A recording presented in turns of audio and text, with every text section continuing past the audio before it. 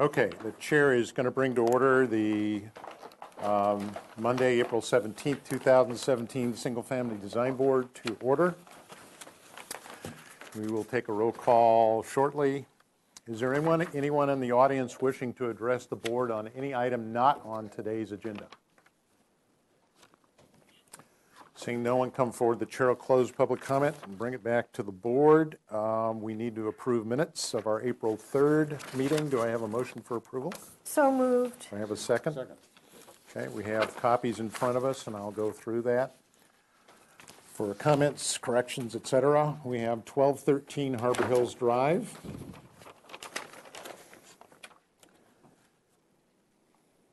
We have 1257 Farillo Road.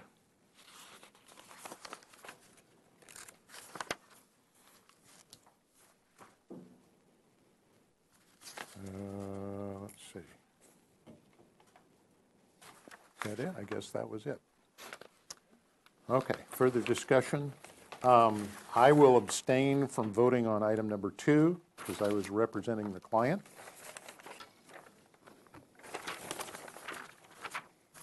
Okay, if there's no further discussion, all in favor signify by saying aye. Aye. Aye. Opposed? Abstentions? 1 abstention. Okay, let's go to the consent calendar for April 10th, 2017. Katie. The minutes for the April 10th consent meeting are as follows. Item A, 812 Camino Viejo Road, receive project design approval and final approval with the following comments. 1, that the board made the NPO findings. 2, to show on the plans the correct open yard dimensions. And 3, to show on the plans the existing shed to be relocated out of the required setbacks prior to submitting to Building and Safety for permit approval. And item B, 1110 Chino Street was continued 1 week to consent with comments to revise the plans to address plan check corrections, and that the existing as-built fence appears to be out of character. Return with photographs of the surrounding neighborhood. Oh, they were supposed to be here this week. Okay, thank you. Do I have a motion for approval? I make that motion. Do I have a second? Second. Is there discussion, comments? No? Really? All in favor signify by saying aye. Aye. Opposed? Abstentions? Thank you. That's what we need. We need somebody that can speak up. All right.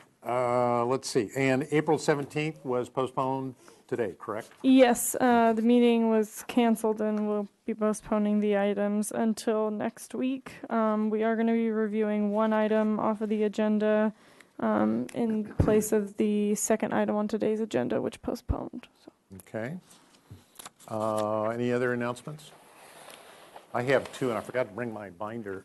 But just to let you know, as you recall, we wrote a letter to the NZO staff with regards to our comments about various details on the NZO, including the proposed diagrams that go in the new zoning code. And we did get a response back from staff that basically accepted most of our comments and agreed with several of our requested changes. And I don't know if you all saw that memo when it came out. I did. It was very good. They all got emailed. Yeah. So as far as I know, it now travels, and I did attend the NZO hearing last week, Planning Commission hearing. I was asked to stand up and make a comment on, I forgot what the item was. And I basically said I thought we were going to be okay with that. If I remember it in senior moment, I'll bring it back to you. So as far as I know, the rest of the NZO process was approved. That's going to move forward to, I think it goes to the Ordinance Committee next, and then to the City Council. There was a lot of discussion with regards to vacation rentals in the R4 zone, primarily focused on the R4 zone down by the beach, although there's other R4 zones across the city. There were several people there on that, but essentially I think that's the status of the NZO. The other thing that we did is, on your behalf, I did send a letter to the Planning Commission and the City Council with regards to the issue of secondary dwelling units, urging them to move forward and begin the process of developing a city ordinance that fits in with the allowance or ordinance is allowed under the state law for secondary dwelling units. Turns out the HLC also wrote a letter, there may be in others, but as a result of that, at the combined Planning Commission City Council meeting on Thursday, forgot what the date was, a week or so ago, City Council directed staff to begin that process. So I think the letter did some good. Not sure that the ordinance will address probably our concerns as a review board of residential structures, because in essence we won't have any review, but it hopefully will clarify, I assume, some of the issues that may be coming for us in terms of the dilemma of how do we look at things when a secondary dwelling unit is attached to the thing we're looking at, and what are we allowed to look at, what are we not allowed to look at. So that process is underway. Anything else? I have some announcements, Mr. Chair. Yes. So as I mentioned earlier, we're going to be reviewing one item off of today's consent agenda in place of item 2 on today's full board agenda that was postponed. And then I also wanted to make an announcement at the meeting that there was a publicly noticed item on today's consent agenda. We will not be renoticing that item. We're going to just be making this note at You're referring to the, today's consent meeting was canceled. was canceled Yeah. today. Yeah. Yes. So you're looking at today's, the agenda. So on today's full board agenda, item 2 was postponed, so we're going to be reviewing one item off today's consent agenda in its place. And then there was a separate item on today's consent agenda that was publicly noticed that we are not going to renotice. We're just making an announcement at this meeting that we're not going to be renoticing that item. So if anyone's watching, it'll be continued next week. So could you give reference to the addresses of the So places you're talking about? Yes, sure. 33 Los Alturas Circle was noticed for today's consent meeting. It will not be renoticed, and it will be continued to next week's consent agenda. And we will be reviewing item 550 Owen Road in place of item number 2 on today's agenda, which was 2439 Santa Barbara Street. Thank you. Okay, and then I had a question for the board. I'm not sure if you were aware, but I'm taking over the SFDB tour project that David was working on. So I just had a general question for the board, if you would prefer to do the tour on a Monday after a meeting, if we have a lighter agenda, or if you would prefer to do it on a day that we don't have a meeting. Okay, which property are we talking about? There's about 5 or so properties that we're going to be taking a tour of. To kind of see if they turned out how you had imagined. So I was just curious if you'd like to do that after a meeting, or if you want to do it on a day where we don't have a full board meeting.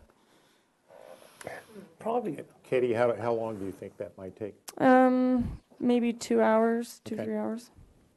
What is, I mean, sorry, I'm sorry, you may have, I don't remember you when you stepped on the board. Some time ago, when David was our staff person, David, what's his last name? David Ng. David Ng Okay, was our staff person. Jaime had talked to him, and then he talked to us as a board about, it's probably time to go take a look at some of these things that we've already passed. I was on the board, I'm just trying to. Okay, yeah, put it back into place. Put it back into So, place a year so Katie's now taken over that task and is putting together, we had, remember, a whole list. Bernie, you and I went over the list. We gave our choices Okay. to Katie and Jaime. They've now taken those choices and whittled it down to 5. And We're going to try and add a couple more in there if we can to get some more required FAR projects in there. Will we have a So- chance to review those to see what we, see the? Well, we're going on those- a site visit. It'll be a tour that It'll we be a We're going to tour. go out in the Tour, field. but we But- need to know what we assigned and what. yeah, I is think we different could, than what- yeah, I think we can get probably at least the I was going to be minutes. putting a packet together for you of what it should be, and I'm not going to tell you what the FAR is. I'm going to kind of leave that up to you to figure it out, and then I will tell you what it is, but just so we can kind of see if it really looks like what you had envisioned and what the FARs actually look like in the field. before. So So we will get that package at least. ahead of Before time. the tour, I'm still working on getting everything together, but So the question is, do you want to do that for 2 hours after a regular meeting if we have a short agenda, or do you want to do it on a different day? That's I like choice 1, after the meeting. after the If meeting we have when a we short, have a if we have a short relatively agenda. short meeting. We Okay. have a short meeting. What's everybody else's feel? Lisa, I see you kind of going, maybe. Go either way. I'm assuming we do when we have an agenda that we're done by 4:30, 5 o'clock, in the summertime, we can go, Meeting and then more hours. Choir. as long as Katie I provides have the a- ice cream cones. I may have a scheduling conflict if we do it on a Monday. I usually have my, Well, but it to be a regular meeting day. right. And we get it done by what time, 7 o'clock? I have to be at somewhere at 7 o'clock. Okay, on so Monday you nights. prefer whatever we could do, get finished by 7, which Right. I think most of us would like to get done by Yes. 7. Yeah, we'll try and schedule it on a day that we have a short agenda. Yeah, so if we do, there's been a couple of times where we've just had 2 items and we get done early. Can I Denise, yeah. ask a question? So do these have to be FAR related, or can it be related to No, they other, can be- other things that we approved that ended up being a real surprise? Yeah, and so Yeah. Denise, That- as you recall, we were Yeah. given a big list and Bernie and I volunteered to look at that list. And so between the two of us, we went and looked at, not only FARs, but we identified probably 10 to a dozen that we felt were controversial or Right. didn't turn out the way we Compatibility thought it with- looked, so forth and so on. So we gave all that to Jaime and David and now Okay. Well, I just Katie, have and so they're whittling it down to understood. something we can kind of get done in 2 hours. Yeah, I just, something came to my attention really recently that I think is real important for the board to see. But if it's too many properties already, or if you have a spot, I'd love to add it in. Well, you can let me know what it is and. Yeah, just send her an Yeah, email. and let her what it know, is. and we can Okay. also look at them on our own if there's too many that one day. Yeah, We that's can true. certainly do that, and I think it's a good idea that we do. Yeah, and I'm sure there'll be some stuff we see as we're driving by, and we might say, wait, stop, let's go look. Okay, So anyways, more on that later. I was just trying to get an idea of what Thank you you. prefer. okay, anything else, Katie? No, Mr. Chairman. Okay, thank you.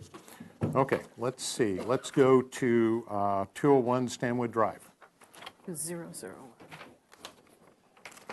Right?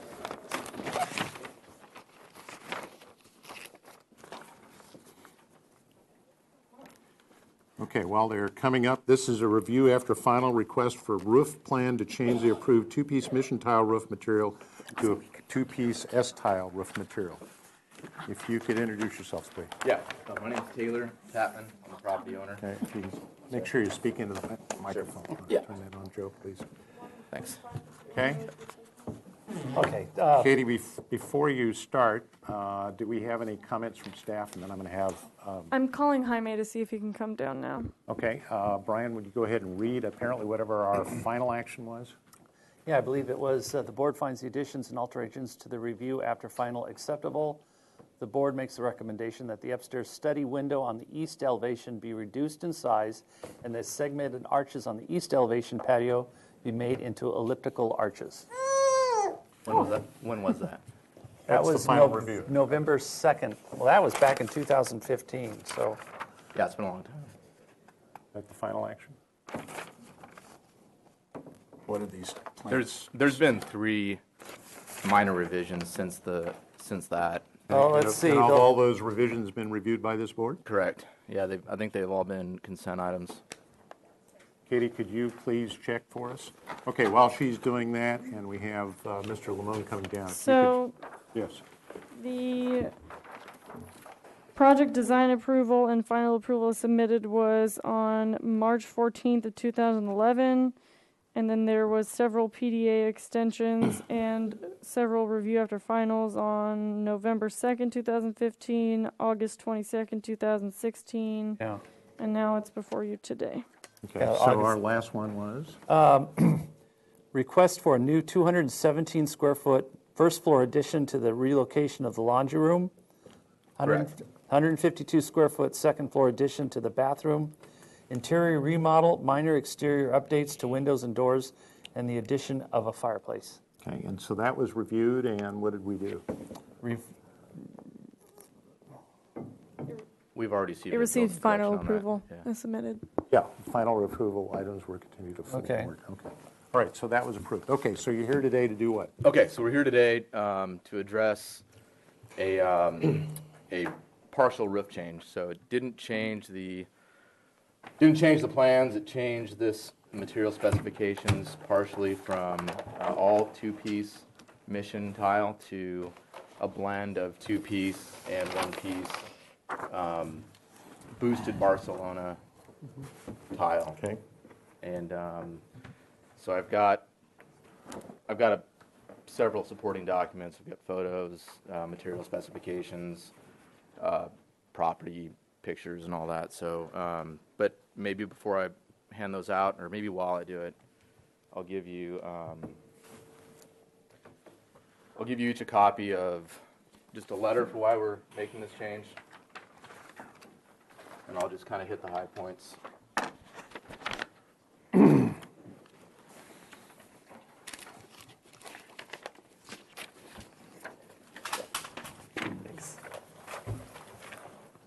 Is that enough? Okay. So, yeah, as I said, partial change from two-piece to a blend of one-piece and two-piece, with two-piece on all the perimeters and ridges and 25% of the field. The reason we're doing it primarily is it's just a cost difference. We've had a spike in all construction category prices. You know, a lot of the activity, especially here locally, is just causing material and labor prices to go up significantly. So we had, this project was 100% construction loan finance, not just the project, but the land also. And the lenders approved a $30,000 allocation for the roof. And while our intention was to go with the original plans for the roof, those prices came in at $65,000 to $75,000. And we just don't have the money to make up that difference. So we asked our roofing contractor, what can we do to mitigate this? How can we lower the cost? Because we weren't expecting this at all. And he said what he recommended was a partial change in the material, so without affecting the original design or curb appeal or aesthetics from the street or neighbors. So what he suggested was a blend and mixing in the one piece scattered in the field, and that would significantly bring down the cost down to what the lender has allocated. And not only that, but it would also improve the durability. It's a more durable product than the clay, and we do have intentions of adding a solar panel field somewhere on the building. And knowing that we'll be doing that, he said it would be much easier and more durable to walk on for that process. So that's the cost issue. Again, the durability issue we addressed, and with the money we're going to be saving from this, we have 2 acres of what can't be seen is this roof. So you'll see in the elevations from the street view, the entire property has limited or zero visibility. It's elevated, but what can be seen is 2 acres of landscape. So we'd like to pour the savings and whatever we're going to save on the roof into restoring and improving the landscape of that property, which can be seen, especially since it's studded with probably 100 mature oak trees.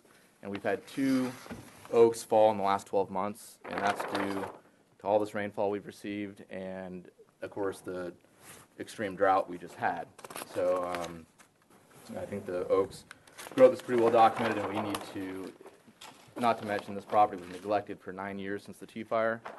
So this landscape is just, it's become a bigger issue than we thought. So we'd like to address that with the savings we're going to hopefully achieve with the roof, without impacting the design. And as I mentioned, we have I have a few handouts besides the formal letter. We did discuss this while we were waiting for our board meeting here. We discussed this with all the surrounding neighbors, or as many as we could, and we received letters of support. So I'll hand those out.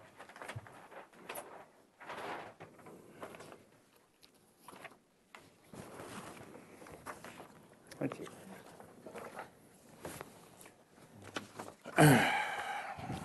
That's more of a reference item, but I'll go to the property photos. So this is just a sample, not a sample, it's a kind of an overview of the I'll wait till you guys all have it in front of you.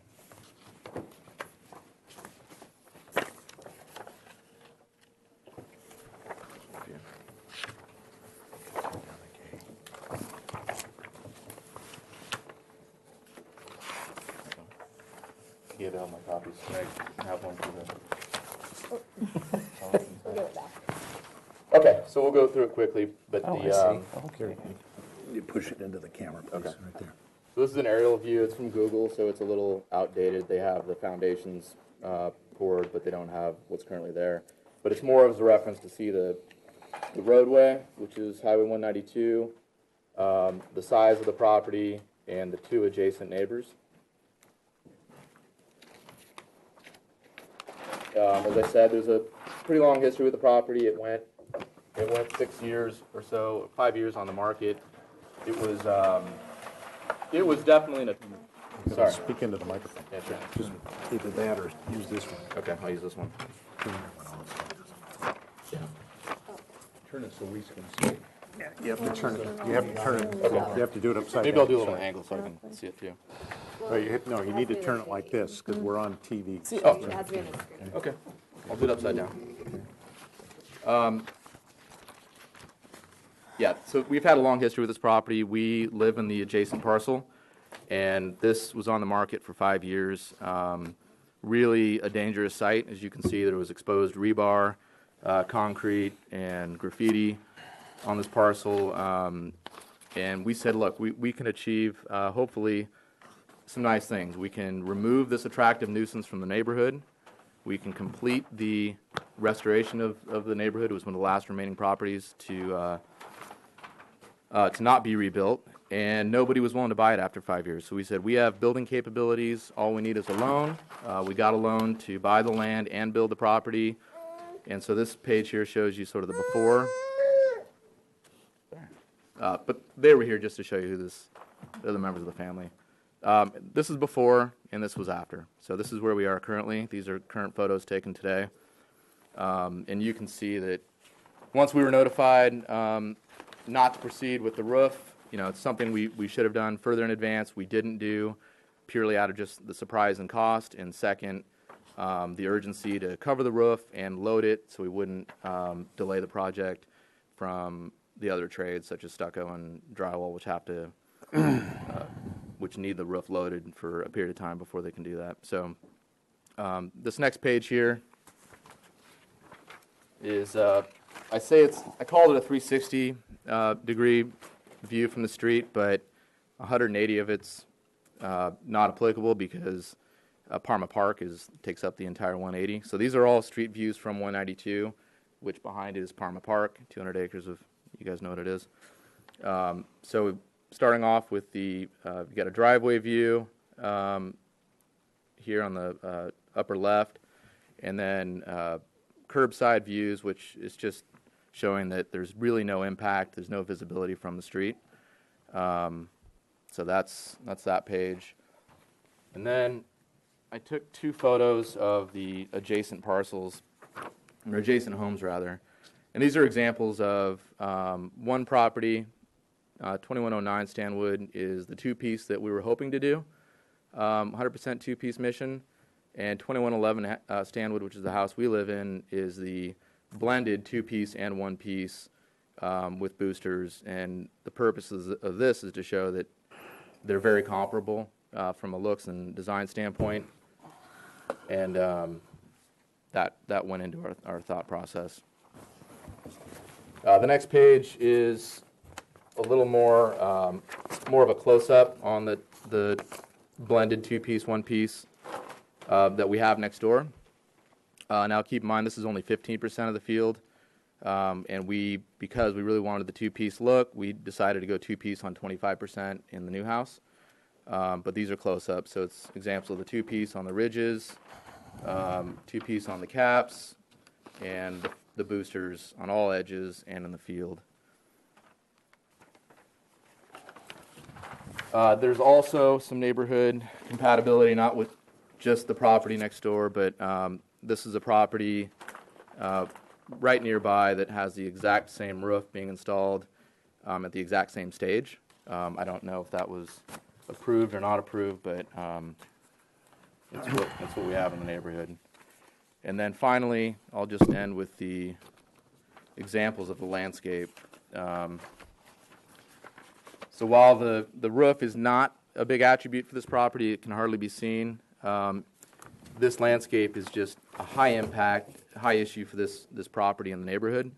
The first image there is of the second oak tree that recently fell, and that's an example of what we have to address in this property. It's 3 layers, really, from the street. There's a terrace here above the creek. There's a second terrace here, which is where the house is elevated and located. And then there's a third and maybe even fourth terrace behind that, which is all part of the property and has to be incorporated into the landscape restoration process. So that's those are the images. And that's all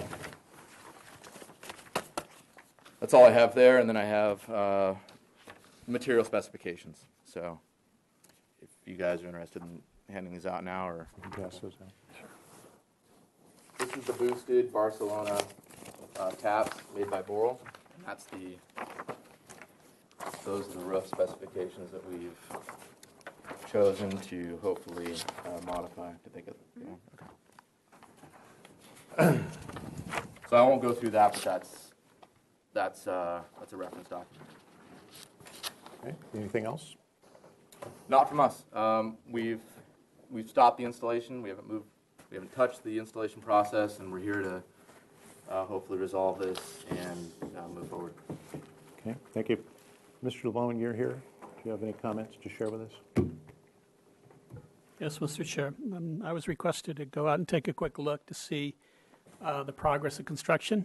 And I do want to point out, I haven't spoken to the property owner, but I did notice out in the field that there are some deviations of the windows and doors that were approved from the approved plans. Okay.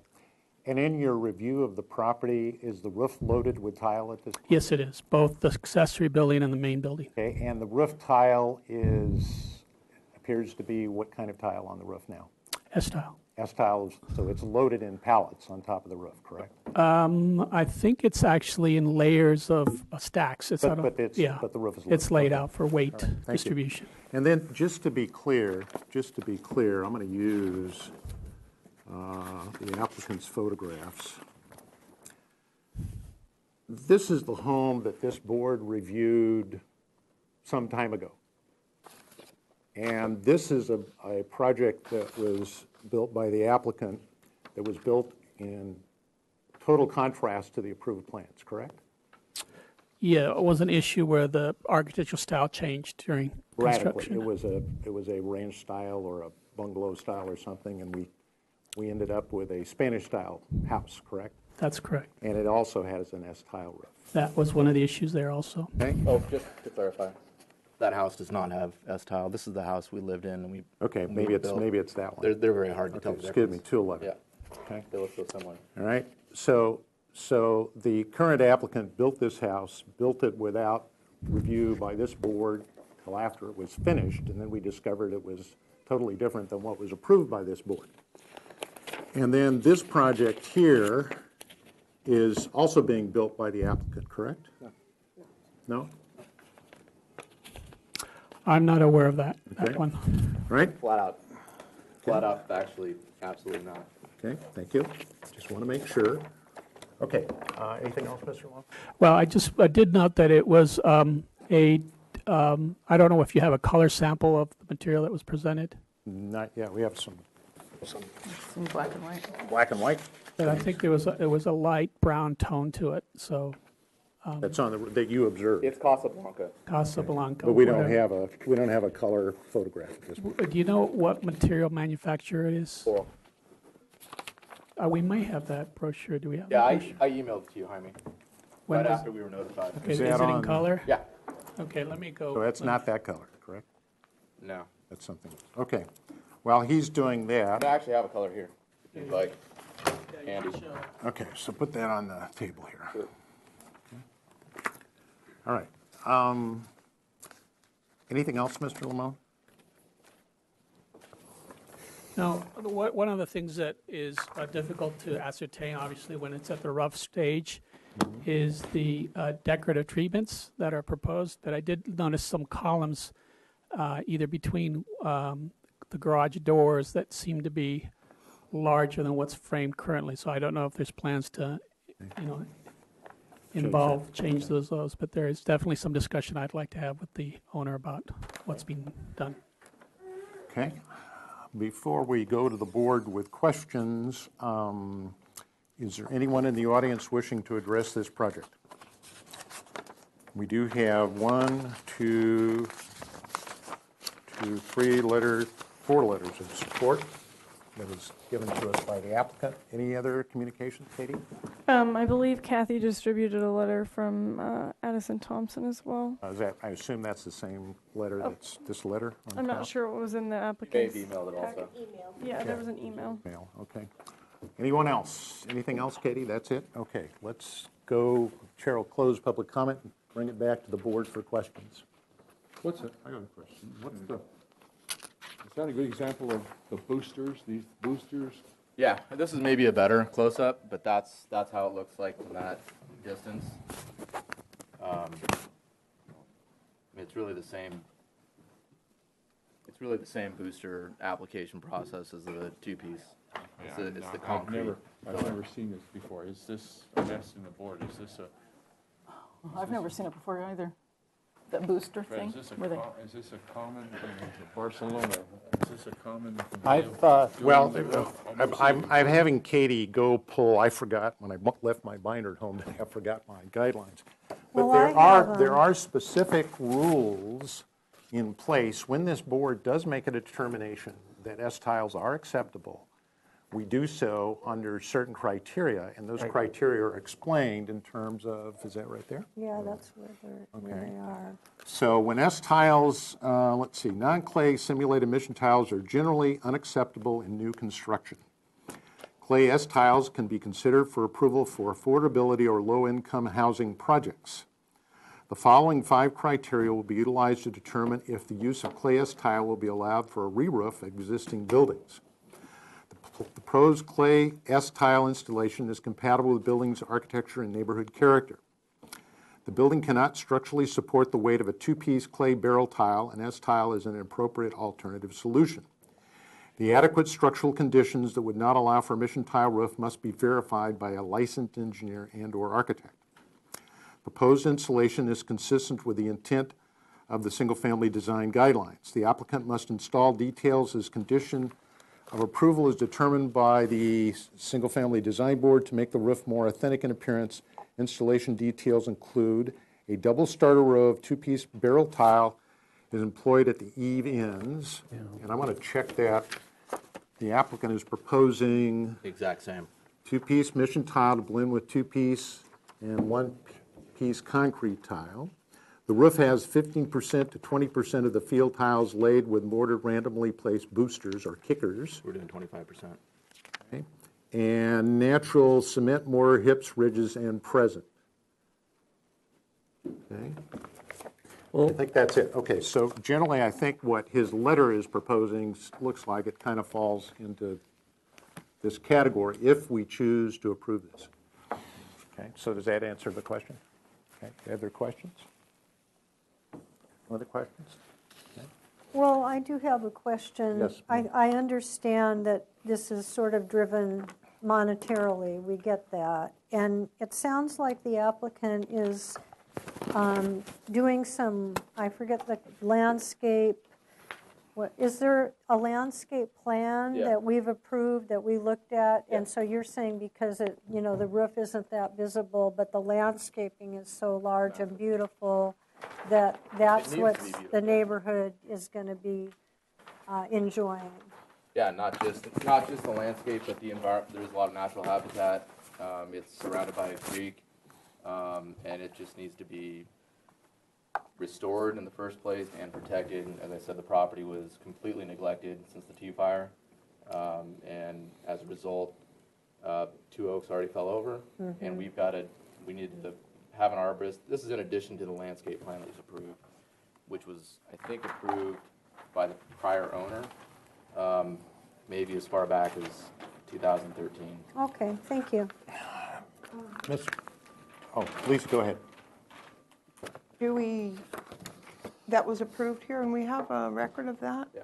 And so nothing else has change that would alter that plan No, that you're not yet. doing? We haven't addressed the landscape yet. I mean, that'll be once we finish with the hard, rough construction. But when we do, I mean, in addition to doing what was approved, we need to go through all these oaks and we'll have to follow the arborist recommendations. We'll provide that to the board if it's relevant.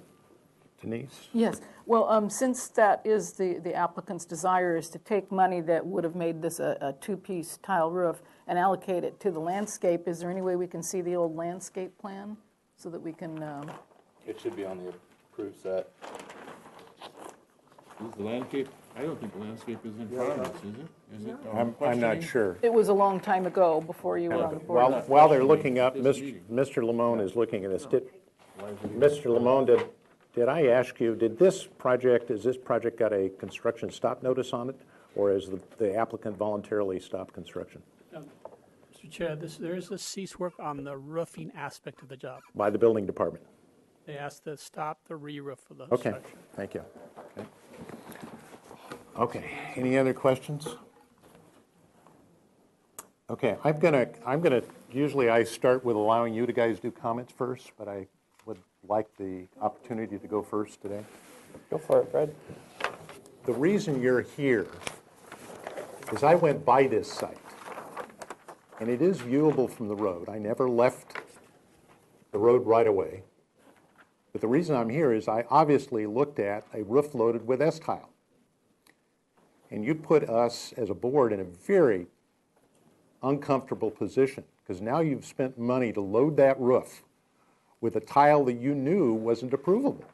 It was approved on our house. Excuse me.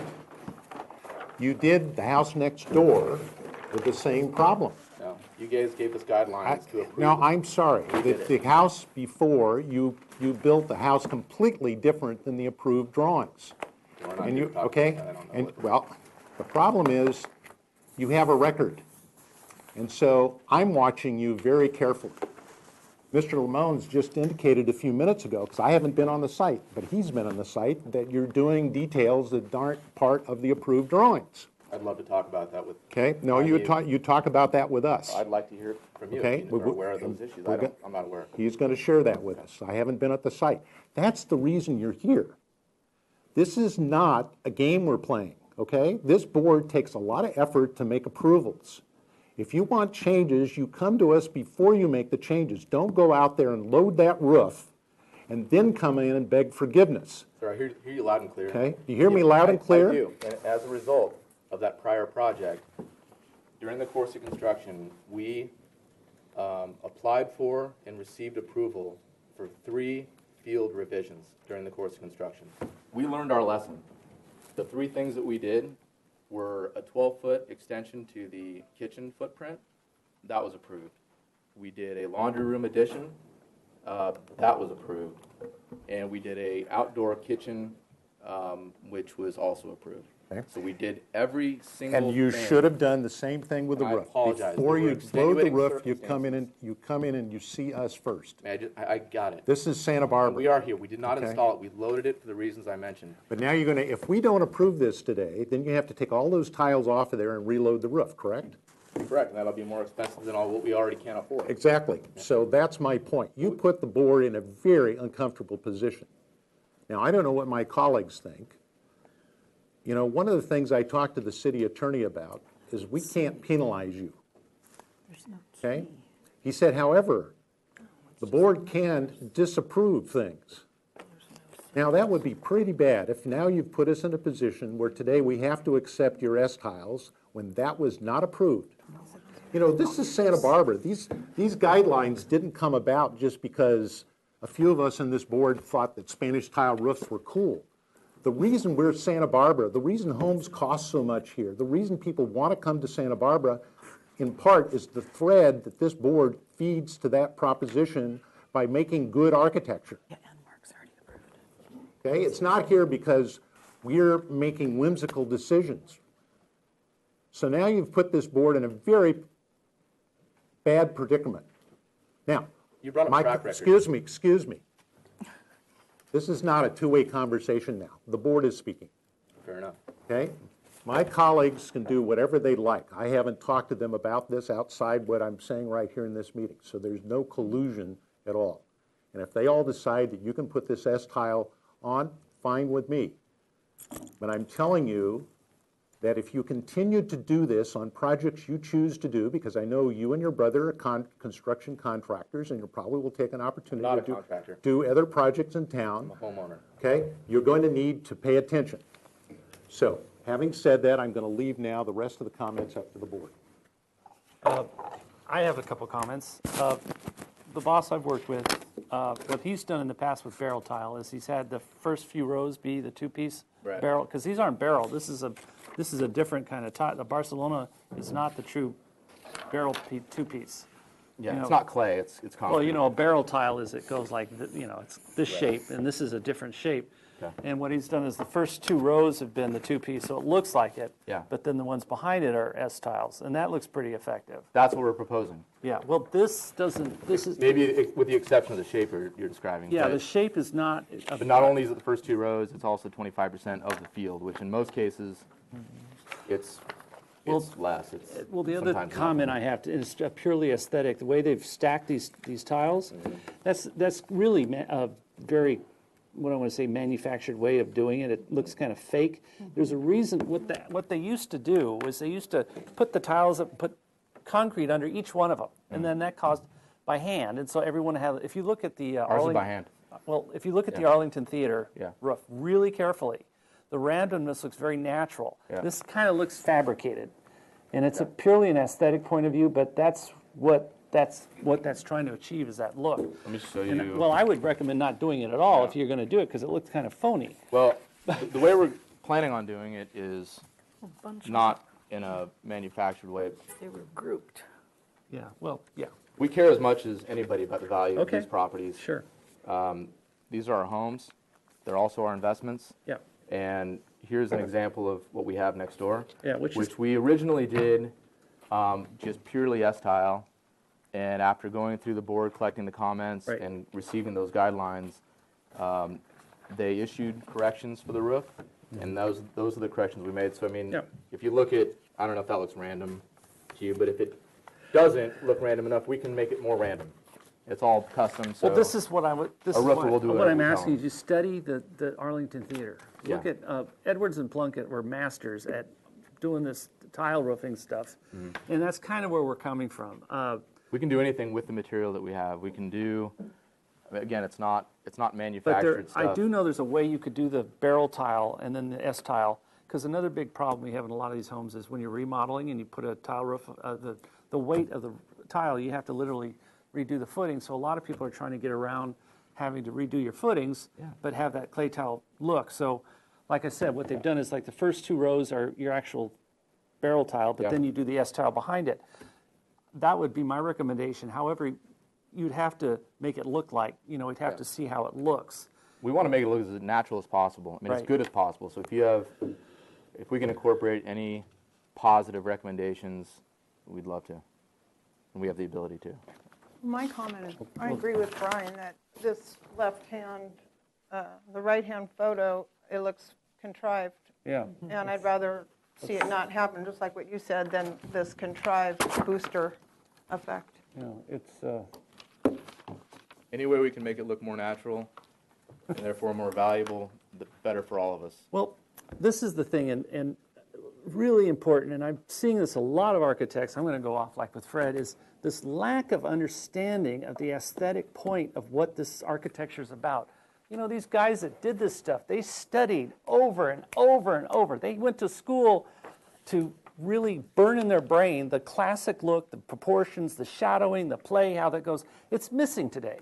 It's really missing, and it really shows up, especially in this community, and in this silly thing. And you happen to be in this place, but it's a very common thing. Is you're trying to achieve something here, and it looks totally ridiculous, and it's kind of funny. I mean, it looks, well, why are all those why do you randomly pop up those? It doesn't make sense, and that's why I keep referring to the Arlington Theater. Look at that roof. Yeah. And okay, you know what it's kind of supposed to imply? It's that you've got laborers up there that are, doing it by hand, and I mean, I can go on and on, but it's a look. and it actually is very successful. It works. Now, you could, I don't want to go into the philosophical reasons why it works, but it just does. It looks great. It looks right. And that's kind of when you look. This doesn't look right. This looks odd. Like it doesn't, looks funny. So anyway, regarding the two-piece and what like I said before, the first 2 rows have the barrel, and then you do the S-tile in the back. That seems to be a very successful look. And the ridge two-piece as well. And the ridge is two-piece, Exactly. yeah. And that should save you money. But see, this isn't a two-piece. That's a different approach. And, it's just a different approach. But it's not the actual barrel hole. And you know what? If we were in a more visible area, if we were downtown, if it could be seen, Yeah. these photos are from Parma Park. We would consider that extra cost investment, but since these can't be seen, Yeah. then that's the only reason we're proposing doing this and reinvesting savings into what can be seen on the property. And not only what can be seen, but the environment of that property. Sure, I understand. Yeah. If I may? Sure. Yes, So I would like to address the other features that Mr. Limon saw in the field that do not comply with our set of plans that we approved. Can you go through those? What? No, 'cause I don't know what he's You don't know what it referring is? to. Well, I'll point out a few that, Can you, this set, or yeah, bring it, if that's the set, bring it over here, because I don't think this is the set. one of these sets. It might be this one. Oh, here it Yeah, what was the set that we approved? Is that it? is. This one's approved too. I mean, This one? Okay. They're all Because that approved. has everything in it, right? Including the landscape one. Okay. One of the set. I'm going to scoot aside and let you look at it.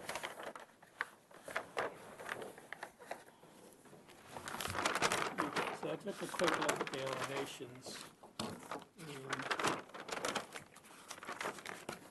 And I didn't pull the archive set, so if some revisions were obtained, it looked a little bit different. You mentioned the column. Yeah, this just has a 6x, so it's not framed like it would be wide here. That's because the stucco hasn't been applied yet. Okay, so it- same thing it here, gets furred out. there's no break, these are combined now, so there's no, Yeah. and then there's some features, I don't know if this chimney is framed in yet, that's not there. There was no fireplace, so we didn't. No fireplace, okay, so that's gonna change the appearance. We can put one on. There was just no fireplace. It didn't make sense.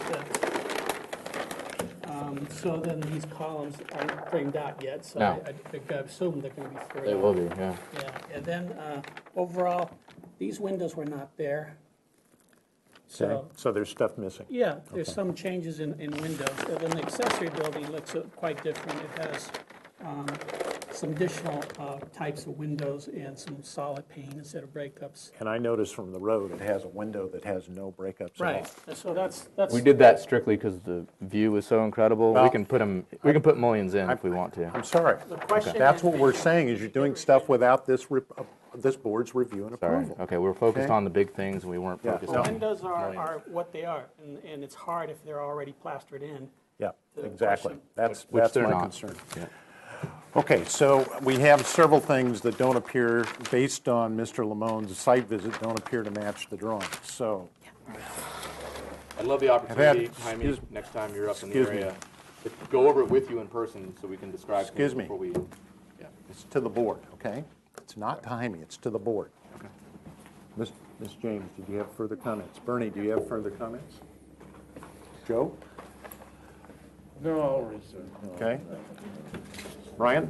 No, Okay. Denise, any further comments? well, I'd say my only comment is, I get where you're coming from, but I think like I suggested, that would be a successful approach, but I'd want to see a sample. I don't think what you got here quite works yet, is what I'm saying. So, Brian, if I could ask you. Yeah. It seems to me what you're describing, Yeah, and a couple other people agree with you, we'd have to see a drawing or some sample of where the, sample, but Yeah. preferably a drawing showing how you'd establish that pattern, right, correct? yeah, and I think you'll get And away it- with And it the, appears that we also may need to see some drawings for changes made to this house that Mr. Lamone has looked at, correct? that would help. Okay, so let me outline then some action you can do. One is you could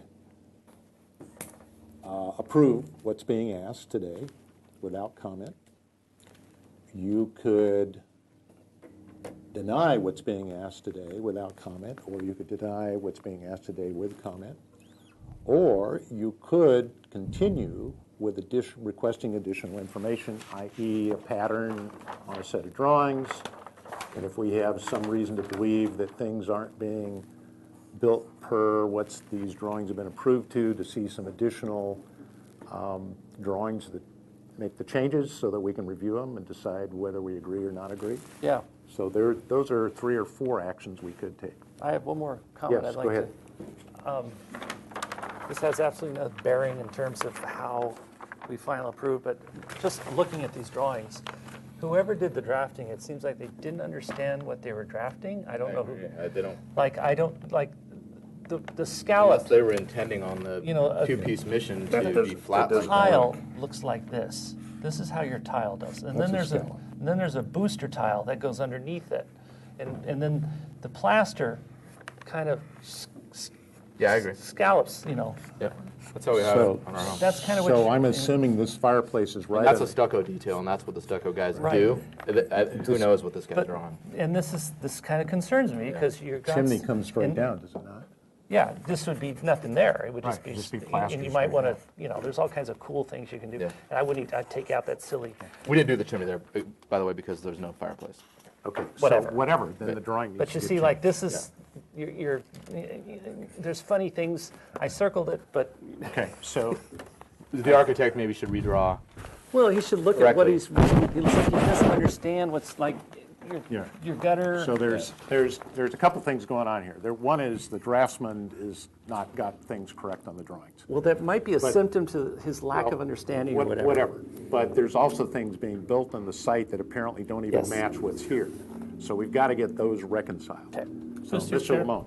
Yes, I would recommend that each board member either indicate there's some general support for the roofing based on whatever conditions you would want, or indicate it's more than comments. You have to have findings for either the denial or the approval. Why would we allow, on this particular case, the tile roof, or why should it not approved? So if they can, you can comment on your opinion on the matter, and that would be summarized in a motion. Okay, because, and the reason, Jaime, Mr. Malone, that you're asking that is our guidelines specifically say that S-tiles are not to be approved only in certain conditions, so we'd have to explain that condition. It's been If we historically choose to do allowed that. on re-roofs rather than new construction. Right. But And- however, as you know, you did make an exception on the previous home, Right. and so you would meet similar You'd have to statements meet here. the same, There, again, the roof was already completed. Correct. So now we have something slightly different. yeah, we've got a roof loaded with S-tiles, but it's not completed. Right. Because we volunteered to stop, I mean, at that juncture. No, I think you were asked in order to stop. You have a stop notice, that's why I wanted to clarify. You have a We stop didn't get a notice. stop notice. Well, the building department tells us you have a stop notice, but aside from that, that's not our issue. Our issue is, do we want to allow them to proceed to put an Source S-tile of the roof? uncomfort is that we're putting you in a financial bind, and we don't like doing that. I don't have $45,000. Right, when exactly. Every single cost category is up Right. 30%. So I think what I'd like to see, and like I've mentioned several times already, is there is a detail where you do the first few rows with the barrel, and then you do your S-tile, and it looks like it's, and I think that would work really successfully with the ridges being the two-piece. Absolutely. And I think that would be, and I'd like to see that detail, and, Is that within our, that's within our guidelines? yeah.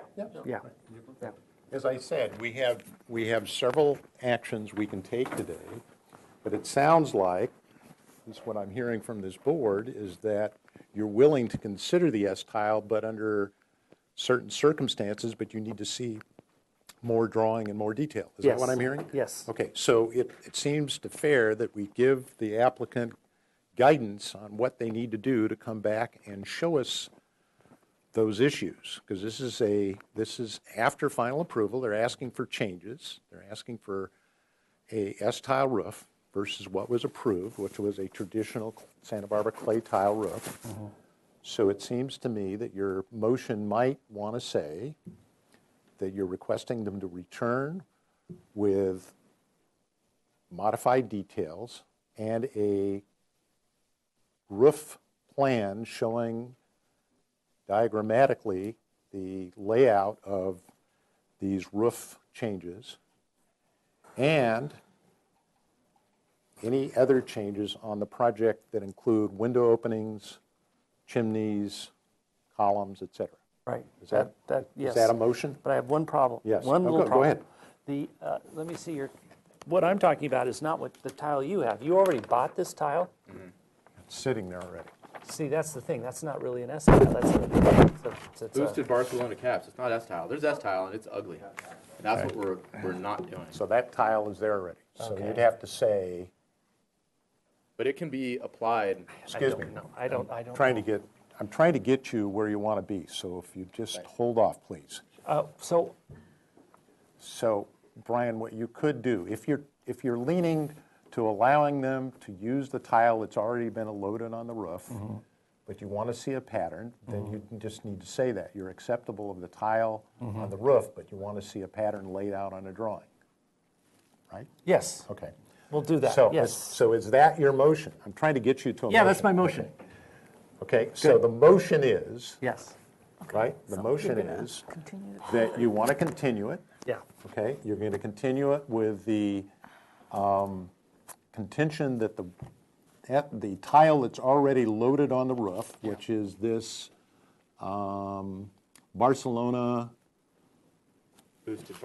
boosted Barcelona caps, is acceptable, but you need to see, the board needs to see a roof plan showing the layout that will meet the general guidelines as established in the Single-Family Design Board guidelines and as proposed by the owner, by the applicant, wherever that, in their letter of April 17th.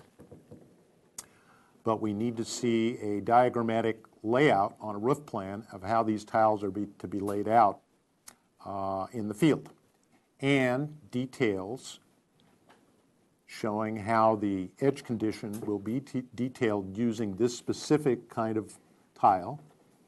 In a two-piece. In a two-piece configuration, and that the applicant also return to the board with revised details and/or revised elevations showing us changes that have occurred to location of windows, columns, door openings, and anything else that may have been changed from the drawings originally approved on whatever date we approved them. Whatever date this is on this set of drawings here. August 2nd, 2016. My other recommendation is if you stack concrete under the tiles randomly, you do it with every tile. Otherwise, don't do it at all. So is that part of your motion? Yeah. Okay, so is everybody kind of clear on the motion? Yes. Okay, is there a second to that motion? I'll second. Okay, there is a second to the motion. Okay. I'm Under going to, discussion. yes, go ahead. Okay, well, I just have a few things I'd like to bring up before we vote. And so, just trying to be fair with what's in front of us and trying to apply the guidelines and looking at the big picture. So my take is that it will set a precedent if we approve it. It'll be not the first time.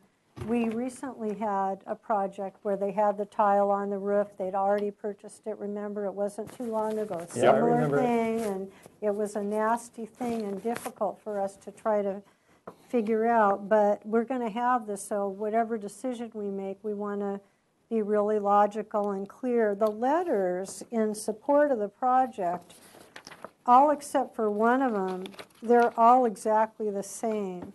So, I mean, they're just, in terms of neighborhood compatibility. We did. We drafted a You drafted it letter. and sent it out. We discussed it by phone. They asked to draft a letter, and then they said they would They review would it and sign support it. Yeah. So just to be clear, and then the last thing is that the idea of the landscaping offsetting, maybe the appearance or something. So I don't know what happened. Were we going to get the landscape plan? Or We looked at it. We yes. looked at it. Landscape plan that's been signed off by Ann Marks. Of the fire department. So It looked okay. So you at know. what point in this process would that have to be taking place? Well, it's It's already approved. already approved. But, So if I they- mean, It's not part of this it's not part of this. And it's not installed yet, so we have to assume that it will be installed per the approved plan. Whatever he says in front of us at this moment has nothing to do with the landscaping. All he's doing is expressing the fact, he's taking money that he's saving here and putting Okay. it someplace else, which have nothing to do with our board decision. Sorry, landscape. No, that Bother me. sounds reasonable. So we might as well ignore, so we can't ignore, Well, it's not part of the motion, not part of the motion. okay? Someone's not on. Joe, you're not on Joe, you're somehow, not so. on. It says on, Yeah, it says off. Hold on. it's off. Now, hold on, let me turn it back on. Now you should be working. Yeah, there you go. Okay, it should be working. Okay, other comments to the motion on the floor? I would like, I can hear myself now. I would like it to, we're trying to help you, but we're going to stay within our guidelines. If this roof is within our guidelines, I will accept it. But if it's not, I don't. And I really don't like, and I don't think, I keep reading these guidelines and these boosters that stick up. They're supposed to be 15 to 20%. Well, that's not 15 to 20%. That's just somebody just stuck one here and stuck one here, and it's a whole new style of Yeah, it's silly. a roof It looks silly. that we're not used to. We don't have in Santa Barbara. But I think the motion is requiring the applicant to come back with a drawing for us to look at and determine whether we accept that Yeah. versus Got a what's first shown and in that second already. photograph. Okay, I agree with the. I'll go along with your motion. I would like to see thank some you. drawings. I would like to see some drawings. Okay, Can anyone you else? say aye? I'm going to be voting no out of principle.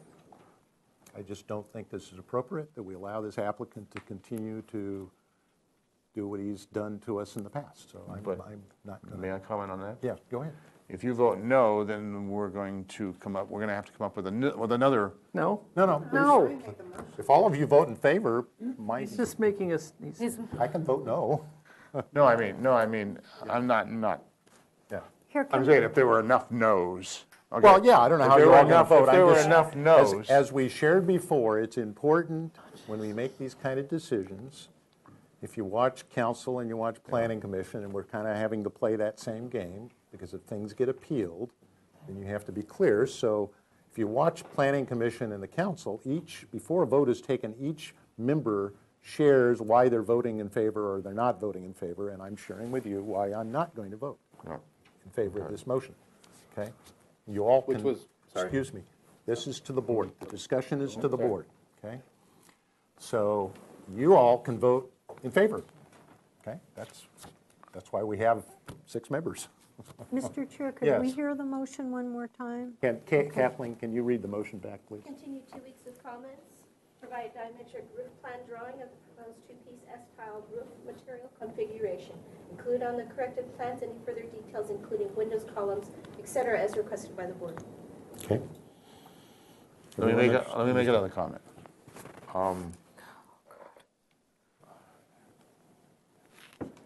I got in this situation 2 weeks ago, and I should have stuck my.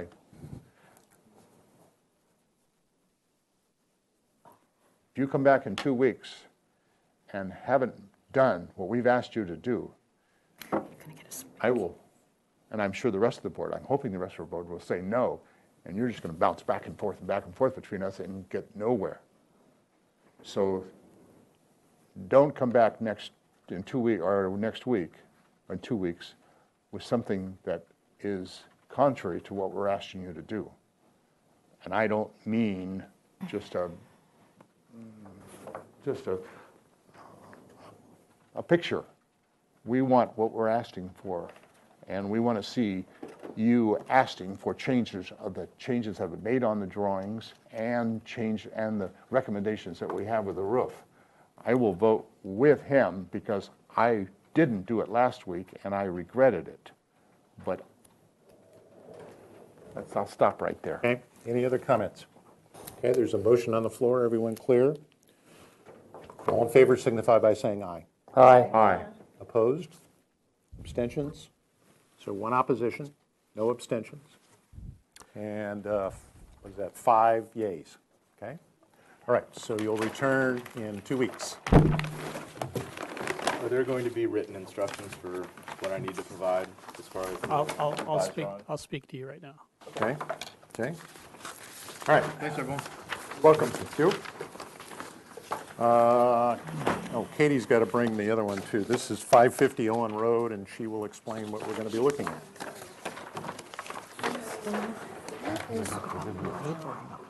Let's see what the zip code is.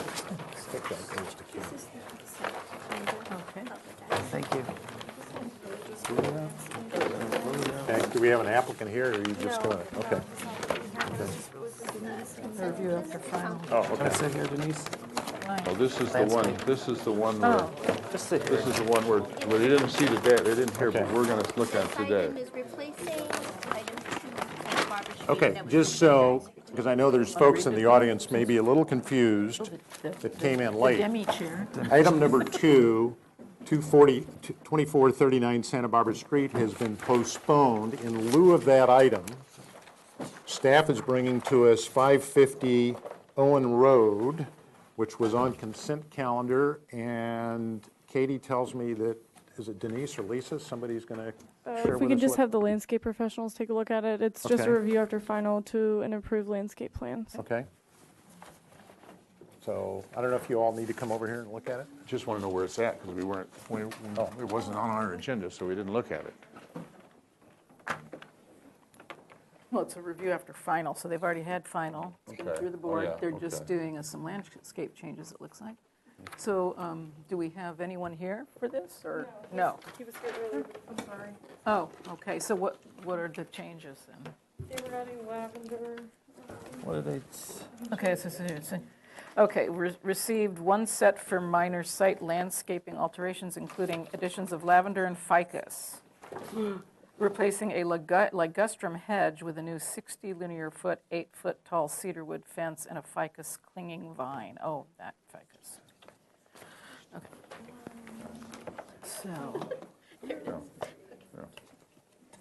It's the Pumila. And then, Yep. and then the lavender is one of them. Do we have any kind of?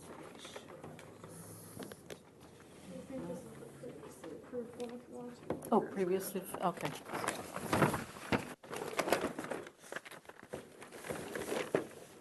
So that was where they're replacing, they're getting rid of the ligustrum and putting in the fence of the ficus pumila on it. And then this looks like it must be the, wonder what that is. There's no key to anything. People On the do next that. page? It's supposed to be on this page. No.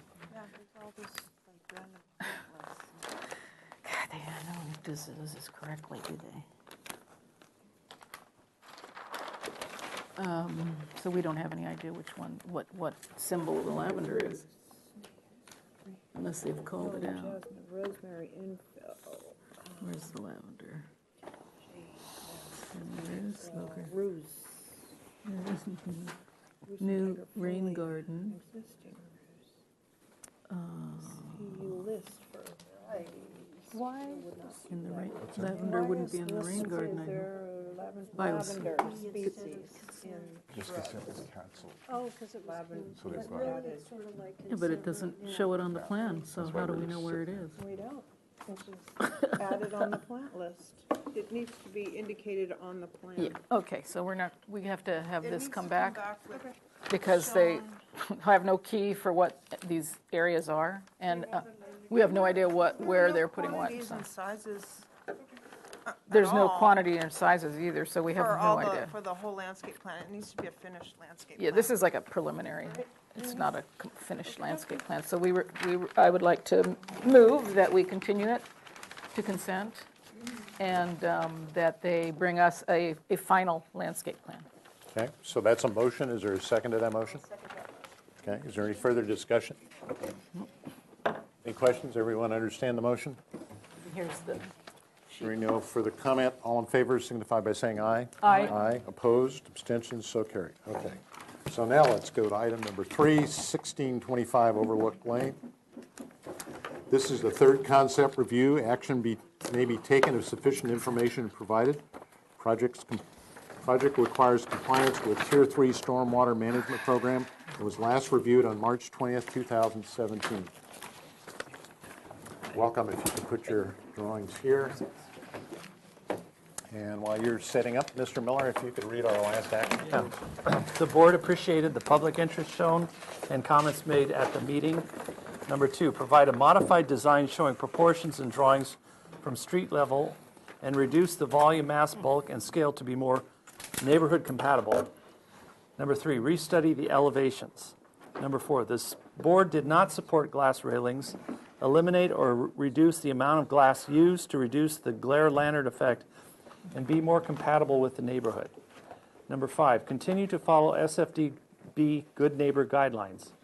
Number 6, restudy opening and the size of the windows. Number 7, the board requests that the applicant walk the neighborhood in order to make the proposed design more compatible with the neighborhood. Number 8, applicant is to reduce the guideline maximum floor to lot area ratio closer to the range of 88%, as the proposed 92% guideline FAR is still too large and not acceptable. Action taken by Bernstein, seconded by Miller. Motion was carried. Thank you. If you could introduce yourselves, please. Sure. Ryan Mills with DMHA. Robert Glazier. Turn these microphones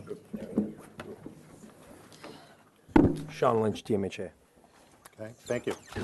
If you could share with us how you address those comments, please. Okay, great. So, good afternoon. We, I think, can clump them into 3 main sections. So we'd like to address FAR and size. So that'll be one thing we'll talk about. Neighborhood compatibility, we did that exercise, and then architectural language. So we'll do it that way. So why don't we jump into FAR. So we started there, and I believe Ms. Bernstein got us to 88, so we pushed and pulled again, and our new FAR is 87%. So these tables share kind of where we land in the neighborhood. So we sunk a couple on the list of the closest 21 is what we've marked with our planner. So we're down at 8.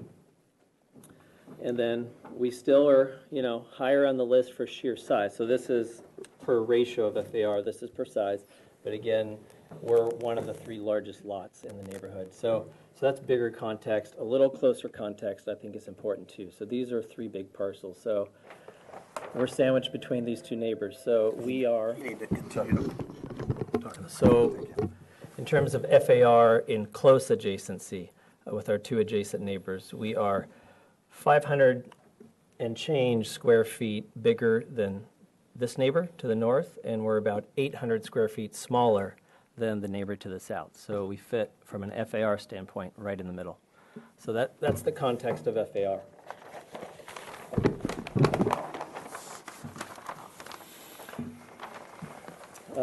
This is our site photos, which we saw before. So in terms of walking the neighborhood, we had before, but we did it a couple more times. So why don't we, I think this is important, and it's a big concern of a lot of people, so let's take a walk. So we start, let's see if I have my map.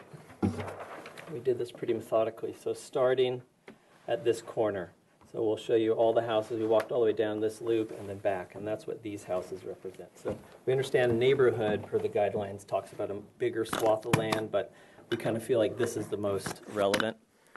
So starting at the corner of APS and our street. So here's sort of the entry lot on the corner and the residence. The language we're adapting now, as we looked at all these, so there's, mostly 2-level houses. There's a handful of 3-level houses, as is this one. So we kind of started looking at those a little more closely. So here's the corner house and the language. Not sure when it was originally, but we know work's been done. So stucco, some corner windows, large windows, eaves, overhangs. So for lack of style, we call it kind of a stucco ranch rambler kind of house. Next lot is our neighbor, so a remodeled in Spanish tradition. Yep. Again, They're a one-story house. They have a lower guest unit and then a lower garage, so detached. Then there's our lot, and then our other neighbor adjacent us is also, if you include this plinth, it's 3 separate levels, and then again traditional cottage style. Next neighbor is kind of a 50s ranch house, which we see common in a lot of our neighborhoods. Then hopping behind us, going to the top of the street, a 2-story board and bat, fairly traditional home. Looks like a renovation. And then coming back down the street, a little stucco cottage, Spanish influences. The next house is a quite large, interesting style actually, kind of Tudor-esque traditional. That's here. This one is It's around. this one. Just get it on the camera so people can see what you're pointing to. So these two are down at this bend. So these 2 lots. It's that guy, and then this large traditional Tudor, for lack of a better, English cottage is this large house. It's the largest in the neighborhood. And then again, we kind of have a series of, ranch houses. So we just see mostly the shake roofs or the asphalt shingle roofs. Older traditional cottage with some unique detailing. A newer Spanish styled house. And then again, more ranch style houses is sort of what we see. This is as we move below us, and these again are 2 levels down the hill. Again, fairly traditional, has some craftsman influences on this one. Again, I think they're sort of renovations to original cottages, track. So that's bringing us to the corner. So that's kind of the flavor, the immediate flavor. And then we did want to grab, 2 more. These last 2 are also right on our street, the 2 smaller. Again, stucco, asphalt shingle roofs. And then we did grab, we know these are a block and 2 away, but they came up last time as well, again, as just, they're not on our immediate street, but throughout the greater neighborhood as defined in the guidelines. There are some examples, maybe it's 1 in 20, of some interpretation of contemporary architecture. Where are those approximately on the map? Let's see. One is as you're driving up, this one's right as you're driving up APS before we turn. So it's sitting on this hill right here. And then this one, do you remember, is this That one a is couple blocks away? It's pretty much across the street from Overlook. It's on couple this blocks neighborhood. away. Yeah. On the other side. All of those are probably within 250 feet to 300 feet of our So house. those 2 are on this side of APS. Okay. But it's relevant because we went back and looked when we readdressed all the architectural language. We wanted some taste of what existed in the neighborhoods. Yeah. I mean, there's more kind of extreme examples, but we thought this was a little more fitting. Yep, that's it. So that's compatibility, and I think this is important. We felt this was important because there was a strong discussion last time where we find, and this is something we're really wanting to establish, it's hard for us to find any one of these houses to point to say, hey, we should copy this style, quote unquote.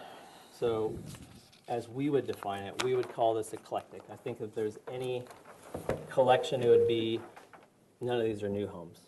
So what we set out to do was to create a new home that would be compatible to these in material and color palette and shape. So that's what we set out to do.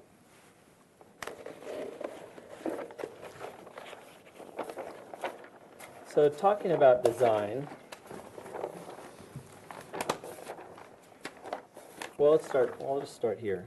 Kind of talks about, there's a few parts. So what we wanted to do was, we understood the last approach was aggressive.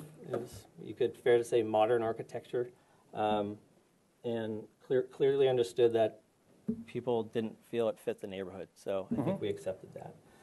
So what we tried to do is, using the same program, unless the board wants to talk about that, we weren't sure the program was a problem. So the client felt strongly we stuck with the program and wanted to just readdress the whole language. So the parts are, stone. So we still took stone, but this time we wrap it around. So there's no distinct differences between the north and the south and the east and the west, like from the boxes. So we take natural sandstone, Santa Barbara sandstone, we're turning the corners and it becomes screens.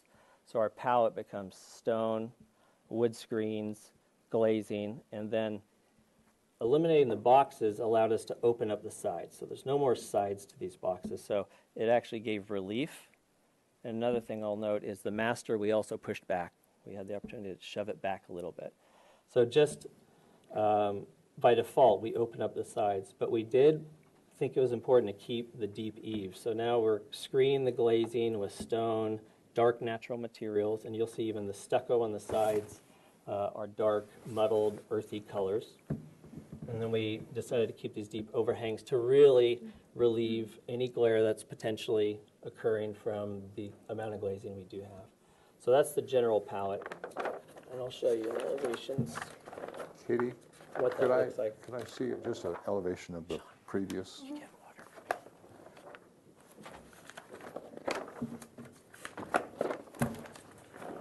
So start on the side elevations.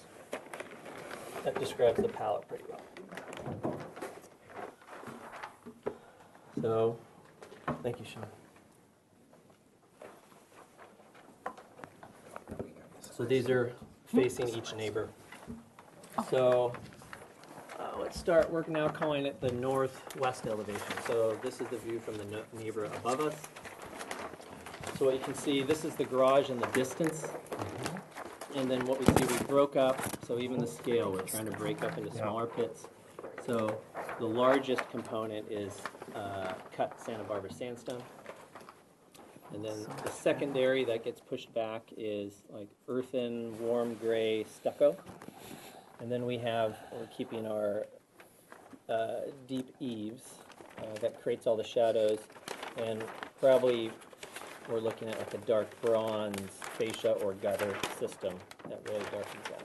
And one thing we are looking at that we're open to comment is because we actually provide no openings, no punched openings in these stone walls, in these on each side elevation, we're looking at some clear story opportunities. So again, it's a design element. It's almost more reminiscent of some of the prairie architecture. You get these deep eaves, so we looked at that as well. But understanding it may be undesired light to some neighbors, so we're looking at, maybe there's some spandrel pieces, so we're strategic about where it can be open and where it goes dark. It'll always be in a shadow light. So that's really the bones of the site elevations. Leave that there. Leave it there for a second. Okay, now I got it.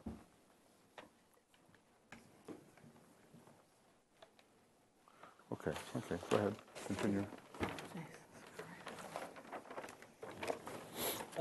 This is the front elevation, so we generated both types of graphics. So I think this is what the minutes meant. So from street elevation, we did full elevation all the way up from street vantage point, as well as one here, we're down close to the street vantage point. So provided both just to understand what happens in perspective. So you see these overhangs that engage the stone walls, and some of these turn under.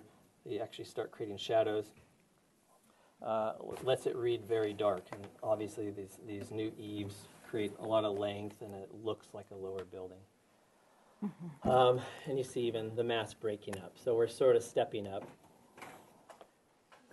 through from the lower floors up to the master, up to the great room, up to the second floor above, or third level. Yeah. So we're stepping. This is about a 7-foot difference. Yeah. And then this is, let's see, where's my front elevation? So to the neighbors behind us, this is elevation. So this is front door, garage. This is the bedroom beyond. This is how we read to the north.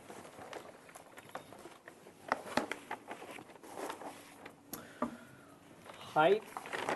So let me go to section.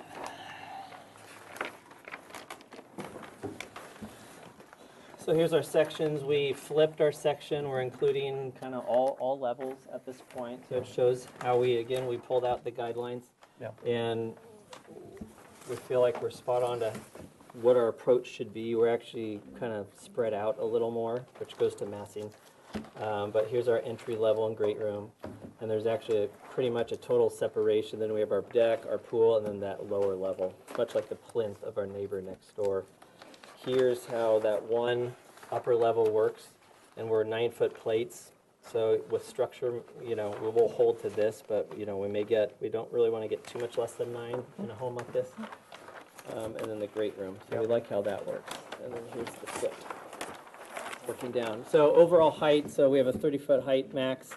At the pinch point, we're about 10 feet under that height limit. Everything else is 15 or more for our max height limit.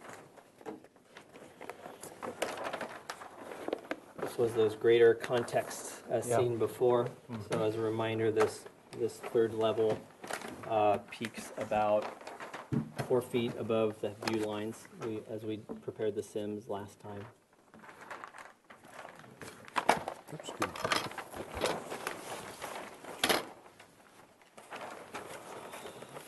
And finally, again, just the view from below. Is there anything you'd like to add to that? Great. So more than happy to answer more questions, but that'll be it. Okay, before we go to questions of the board, I have several speakers, and I think we had a couple of letters. And the shuffling of paper. Katie, we had a letter, I think you gave me earlier and it disappeared. You just gave me 2 letters right now. Yeah, okay, thank you. So we did get a letter. Some of you, I think, saw the email over the weekend from John and Loy Beardsmore, who are still concerned about the size and the windows. I don't know that I need to read the whole letter. I assume you all saw it. Then we got one, I guess, today from John Manning. Second revision for demolition construction. Lane shows only cosmetic changes from the original concept and continues to violate most of the neighborhood preservation findings. Size, bulk, and scale do not appear to reduce by a significant degree. The excess amount of grading would permanently damage the natural appearance of the hillside and construct an unnecessary burden on the quality of life of the neighborhood. The third story remains inconsistent with a predominantly single-story neighborhood. Public views continue to be impacted. Warmer colors and softer lines in an artistic rendering are not enough to provide consistency with the neighborhood.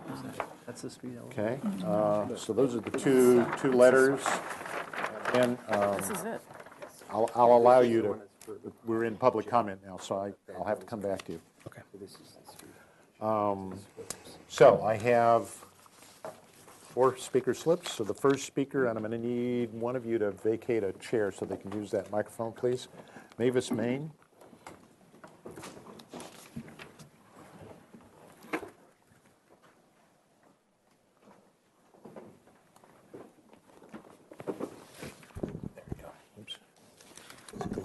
There you go. Thank you. Thank you. First, I want to thank you for your continuing diligence in ensuring the high design standards here in Santa Barbara. After the last hearing, we assumed your request would be honored. However, the new proposed plans for 1625 Overlook Lane lack the respect of the board's requests.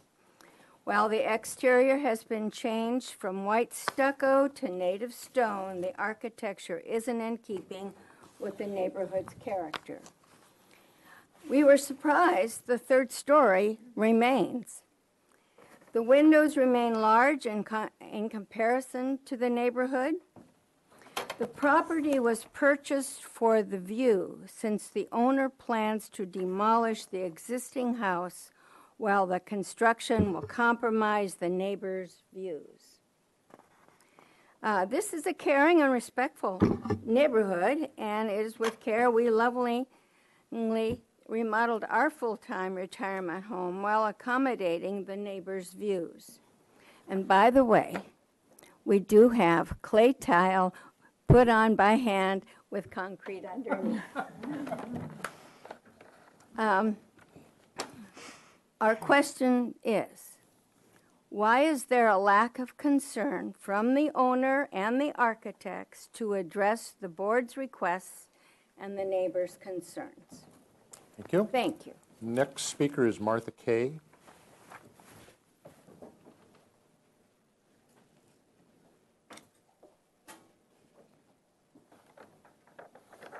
again.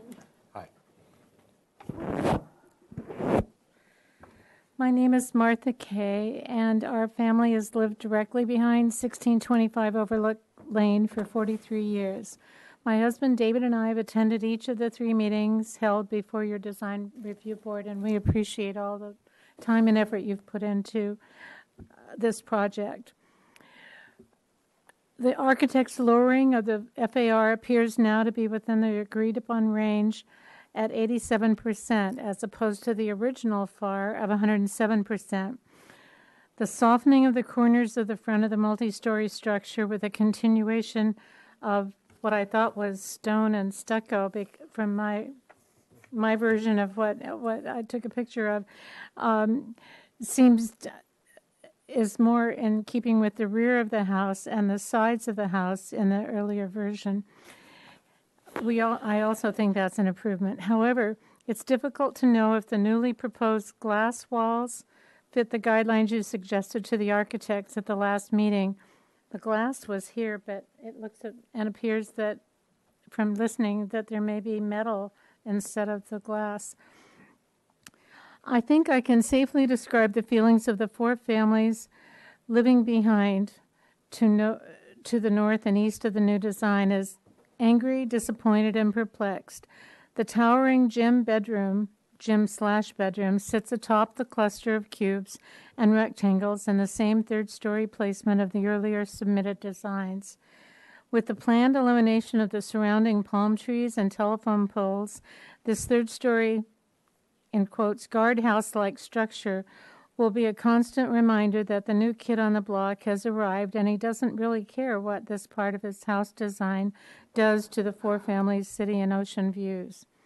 We would respectfully request that this one room at a height of 17 to 19 feet be brought down to the lower level of the present design living space of 2 stories. If you could wrap up, please. And preserve the much-loved scenic beauty of Overlook Lane that we neighbors have grown to love and cherish. Thank you. Thank you. Next speaker is Eva Ehlers.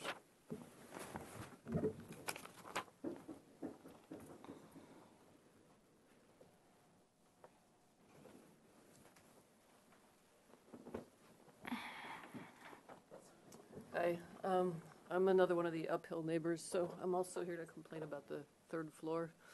And I think other people have mentioned that the people of Eucalyptus Hill have had a respect for other people's views, and I was hoping that the owners and architects would respect that as well, but so far not. So I'm still hoping the 3rd floor will go away.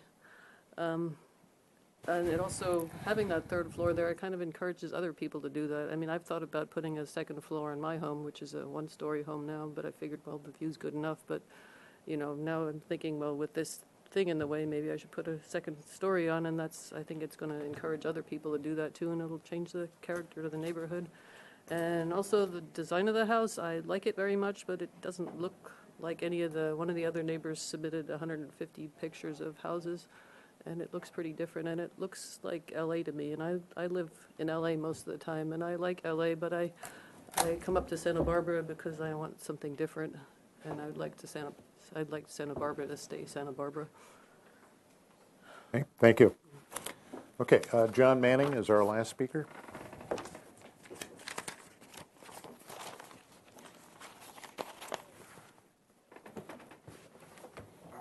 I don't have anything more to add to the current comments except to ask you, perhaps when you go to discussion, to talk about the grading. I don't know, maybe I missed it, but I don't remember any discussion of the amount of material to be removed off-site and what kind of impact that would have to neighbors and the effect on the hillside.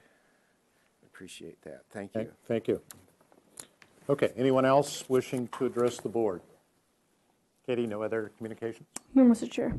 Thank you. The chair will close public comment and bring it back to the board for questions. Who has questions? Anyone? Lisa, yes, please. Thank you, Mr. Chair.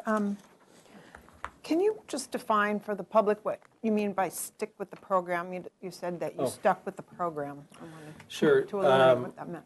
Sure, yeah, good question. We use the term program in terms of the number of bedrooms, bathrooms, floor plan, kind of what was where and what rooms the client is looking to create. Okay, thank you. And is this metal framed curtain, is that something new that you've added, or was that a? Yeah, so the And is that a glaze- detail that you can show it? We don't have details. I could just show you it quickly in a view. I'm more than happy to bring details as we move forward. So just like a front elevation or even, so the metal framed system, so the storefront systems. Previously, when we had the boxes, it was, butt jointed, just pure glass. Now we're looking at, the glass panes broken, like the operable pieces would have dark bronze frame. We actually have transom breakups, so a little more traditional in its breakup, so not just all glass.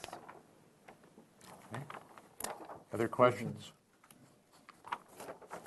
Okay, I have, oh, Denise, go ahead. Oh, yes, so your railing up on the second, what is that going to be? Also, metal rail. Metal rail, cable We rail. show posts, we show the handrail, and then we're implying at this point like cable rail. And that, no glass, and it's pushed back, not at the edge of the eaves, but back, 6 to 8 feet on the deck, so no one, you can see that. Oh, it'll be distance. hanging out right No, at the edge. yeah. Correct. Okay. Other questions? I have, let's see, just a couple of questions.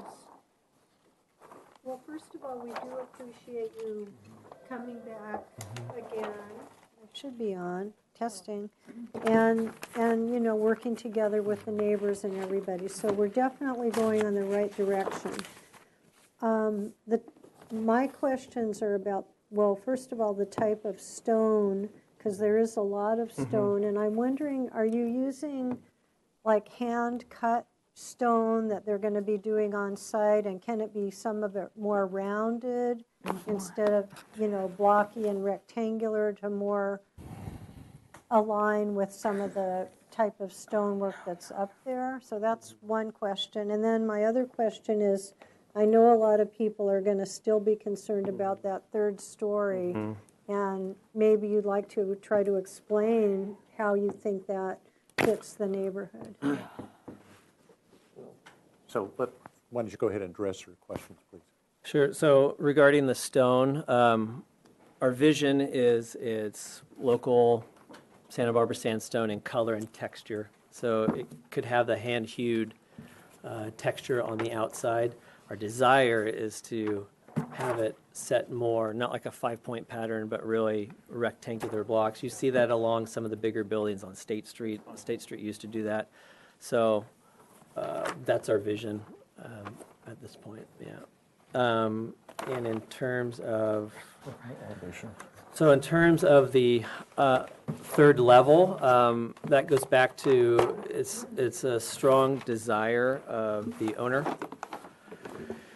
That's the balance, and it kind of is in tandem with that grading question I could try to address as well. So I didn't point out this time, but from existing grade now, we are looking at pushing the whole site down a couple feet now. So that helps with overall height, doesn't help with export and truckloads, so trying to understand what's the right balance there.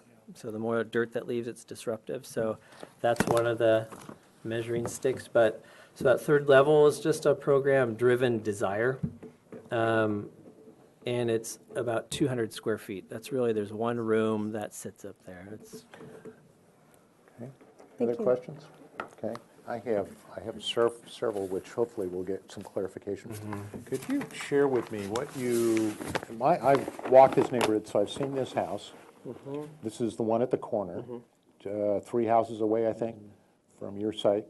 So the differential between the street, which is right here at the driveway, and that, what appears to be the first floor level, is probably 8 feet, 6, 8 feet, you think? from finished floor to street? Yeah. Right. Yeah, Okay. about that. Okay, so then if you go look at your elevation, where is it? Here. No, whoops. Is that it? The bottom one, maybe. The bottom one? Yeah, this one, okay. So where this is sitting based on your site sections, this appears to be about 8 feet, That's correct. 8 or 9 feet from the actual street curb, Yes. correct? We have that retaining wall along the right-of-way. Right, I was out there over the weekend. Thank you for taking down the fence. I think that relieves the neighbor of safety on the street.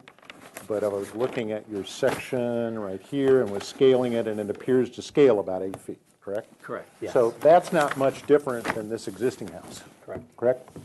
And then this existing house, it appears that's all one level, and then their second floor is up at 8 or 9 feet if they framed it traditionally with an 8-foot ceiling or a 9-foot ceiling, and there's another foot of construction.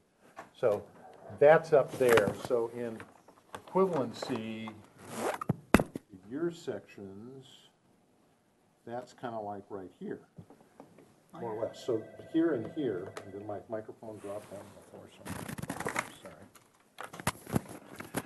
sorry. That's kind of what's that showing on that house, correct? More or less. And so then you have a third level that's popped up here, and I think you indicated that distance from here to there is about 7 feet, correct? Yes. And if we go back to your elevation study, you had one with, yeah, I think it's this one. That's that area here, right? Right. Okay, and under the zoning code, you're allowed to go to 30 feet, correct? Yes. And you're now at 20 feet to the, From existing grade. or 21 from the grade and 20 feet from the finished floor. Okay? And so then if I translate that back, part of our challenge here as board members is to try to make sure we understand how this thing works in 3 dimensions. So if we could go to the floor plan, where's your floor plan? Or your site plan compared to the neighbors next door, maybe that's more helpful. I just want to remind myself where that element is with relationship to all these houses up here. So that's sitting right here? It's back from the office, so it's sitting from here to here, to that front wall to back. Okay, so that element that you refer to as the third level is sitting right here. Yeah, we do have a floor plan. We could look at the floor plan. And I'm trying to visualize where it sits with the relationship to these houses in the plan. That site, oh, there it is. So that comes in it. In Okay. floor plan, it looks like. Yeah, okay. the upper level. So the narrow side is to the houses up here, okay. All right. And then in terms of the plan itself, you got it down to 87%. And typically, and I know Lisa brought it up earlier about program. Program is essentially the floor plan that the client desires. And I think over time, this board has pretty much tried to stay away from having folks change what they want in their house. We're really focused on what the outside looks like and how big and how small the house is. So you managed to get it down to 87%. I'm sure you did a lot of homework to do that, but could you just share with us more or less where the square footage got dropped? Sure, there was I think the scalpel came out across the board. It was really another holistic approach.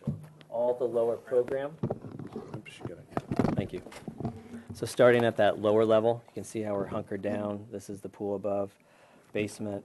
And then so this swath, 3 bedrooms below, mostly stone wrapped and glazing. This wall moved in. So we just brought we shrunk a foot.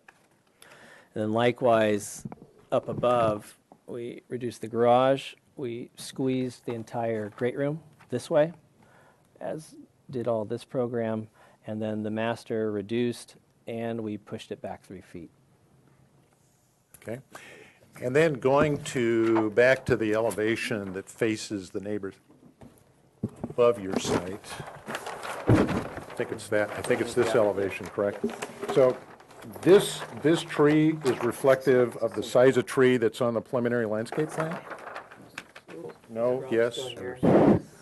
So it's kind of that size? Yeah. It's not going to get much bigger than that, but it won't get smaller than that? Correct. Okay, so that's kind of drawn somewhat accurately. Yes, I mean, maybe 10 years out. Right, okay, But to be fair, I didn't show all the trees. okay. So But just the one. I didn't want to hide too much of the Yeah, no, I house. understand. So, because you got to show us the architecture, Yeah. you can't have it by trees. But yeah. These Yep. clear stories up here are what? Well, this is one of those examples where we know, obviously, we don't want to shine light backwards, so this would be the spandrel panels, or So for they lack would of a be- better word. They'd be opaque. They'd be opaque, but Opaque. like dark bronze, Okay, almost opaque. paneling. So they don't allow light to No, pass through. no, no, Okay, no. that's what I was And now getting. on the sides, Yeah. as it turns the corner, we would, we could return. As we get to the front, we would love the first couple, to allow for that, so it opens up the roof. And that's at face. this level here. Yeah, so the front, obviously, we would And love. then as you get then around, oops, yeah, sorry. as it turns the corner, maybe it's, we didn't define that, maybe the first two and then the Okay, three. but somewhere in here you may change it, okay. Let's see. I think you answered the street elevation question, the tree question. Then the last question is, so I was rereading the site grading consists of about 512 cubic yards of cut and 215 cubic yards of fill. So that, just using those numbers, that appears about 200 plus cubic yards being taken off the site? Or are you still working on that? It's conceptual. I don't know if you have input. I don't remember, honestly, if that was before or after we decided we could push down 2 more feet. So it's that or more. Okay. And, It's that you know, or- we didn't subtract or fill what's already, the pool's gonna be filled up where it currently is, so there's still, you know, it's, So there's But we some. are an export. Okay, Yeah. so there is going to be some export. Yes. And a dump truck takes somewhere between 10 and 14 cubic yards for drunk dump truck bed. Katie, in this whole process, do we make any determinations about dump trucks or whatever? No. Is that in our purview? Okay, so that's really a staff environmental assessment? Okay, and have they Grading done? conditions. Have they done that already, or they still have to do that? It's just a categorical exemption. Okay. So, And then just also to be clear, today we still can't give any action because it still has to do stormwater management, or? you can still give it PDA, but it can't get final because it still needs to get the Okay, but we stormwater. could, if we chose to, we could give it project design approval today. Okay, I do have one, Chris. okay. I think those are my questions. Brian? The roof material, what were you thinking as the roof material? So fascia is like a dark bronze metal and gutter system. The top would be like gray, I don't know if we can do custom colors, but a gray PV material. And then we can study either gravel or like a ballast tile if we think views are concerns from above. Okay. It's something we've done before. We brought imagery last time. We don't have that sheet this time. Sorry. Say that you've done what before? Like it's like a ballast roof, so it's a PV membrane goes down. So that's the default. And then on top of that, you could leave that. Some modern homes do that. Then you can either do gravel, like you would see in the 60s and 70s, or now there's products that we call them ballast roofs. So it's almost like an asphalt shingle tile that just sits on top of that membrane. So it almost looks like from above, it'll look like pavers. It'll look like and it's warm, textured color. It looks like an asphalt shingle, but it's flat. Okay. Other questions? Denise, did you have a question? Nope. I do have a question of fellow board members. Last time, we had one of our members from the public submit us a whole bunch of photographs. Does anyone need the opportunity to look at these photographs? No. No? Okay. Sure, pass them around. But what I'm asking, if we do, I'd take some time out and Oh. recess for a short period if you felt you had to look at them, or you want to look at them while we're talking. I can look while you're talking. Okay. Okay, are there any further questions? Okay, before we go to comments, I think the applicant had forgotten one thing they wanted to share with us, so I'm going to hand it back to you for a second. That's these photographs. This was one of the neighbors. So we, besides the neighborhood walks, we went down, someone mentioned going down to the end of the pier at the Compass Rose, just to see visibility and how that might affect. So we wanted to try to cover as much as we could. So context. So this is a photo from that. It's a photo from that Compass Rose looking back over the wharf to our site. So there's downtown this way and the Riviera towards Montecito. So this actually took some work. We actually put a couple quarters in the viewfinders we did, and to look. So zoomed in a little bit. I walked to the edge of the pier because I couldn't really tell here. We took another photo. So here's the photo. So we identify, you see the mast of that sailboat. Here's our approximate location. So zoomed in as far as we could.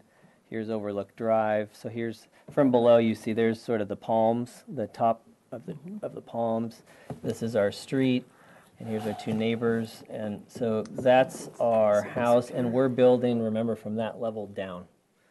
So just for context, it was good to understand. Now, I mean, we would argue, we see the thing that strikes me the most is actually the white stucco, not any of the dark colors. So, and nighttime, I've done visits down there. It's pretty hard to discern one house from another. But we wanted to try to cover our basis here. Okay, anything else? All right, let's go to comments. As Katie pointed out, we can, in fact, if we choose to, give this project design approval today. Okay. If not, we can continue it, we can do comments. Okay, let me start. I like the fact that you actually did change. It doesn't look, Santa Monica doesn't look, you took the boxes away. Houses, our neighborhood design guidelines doesn't require us to, I'm addressing the audience too, to make this look exactly like all the houses in the neighborhood. It's just compatible with the neighbors. And I think what you've done is a lot more compatible with the neighborhood rather than those broom-a-shave boxes. I don't know what to call them, but they were boxes. And the boxes did not work in the neighborhood. This works in the neighborhood, I believe, and it follows our guidelines. I appreciate that you put all the drawings on instead of shadows the back of so we can see where it is. More compatible with neighborhood. We keep commenting about the third floor, or it's not a third floor, it's a second floor. It's a two-story, basically. It's not, it's just, it climbs up the hill. All the houses climb up the hill. We could call your next door neighbors a three-story by it climbing up the hill.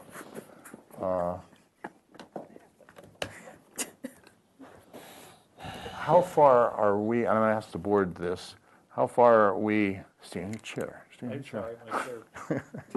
How far, I know our guidelines does not, it prevents us from changing something if it blocks just one person's privacy. But I think this house, since all the houses along that hill all have views, and they're all kept at least on your side of the street, that look over the street, all are kept at one story, except for the top of the hills. Okay, but I'm talking next to they're all one story, they all have views, and nobody is interrupting anybody else's view.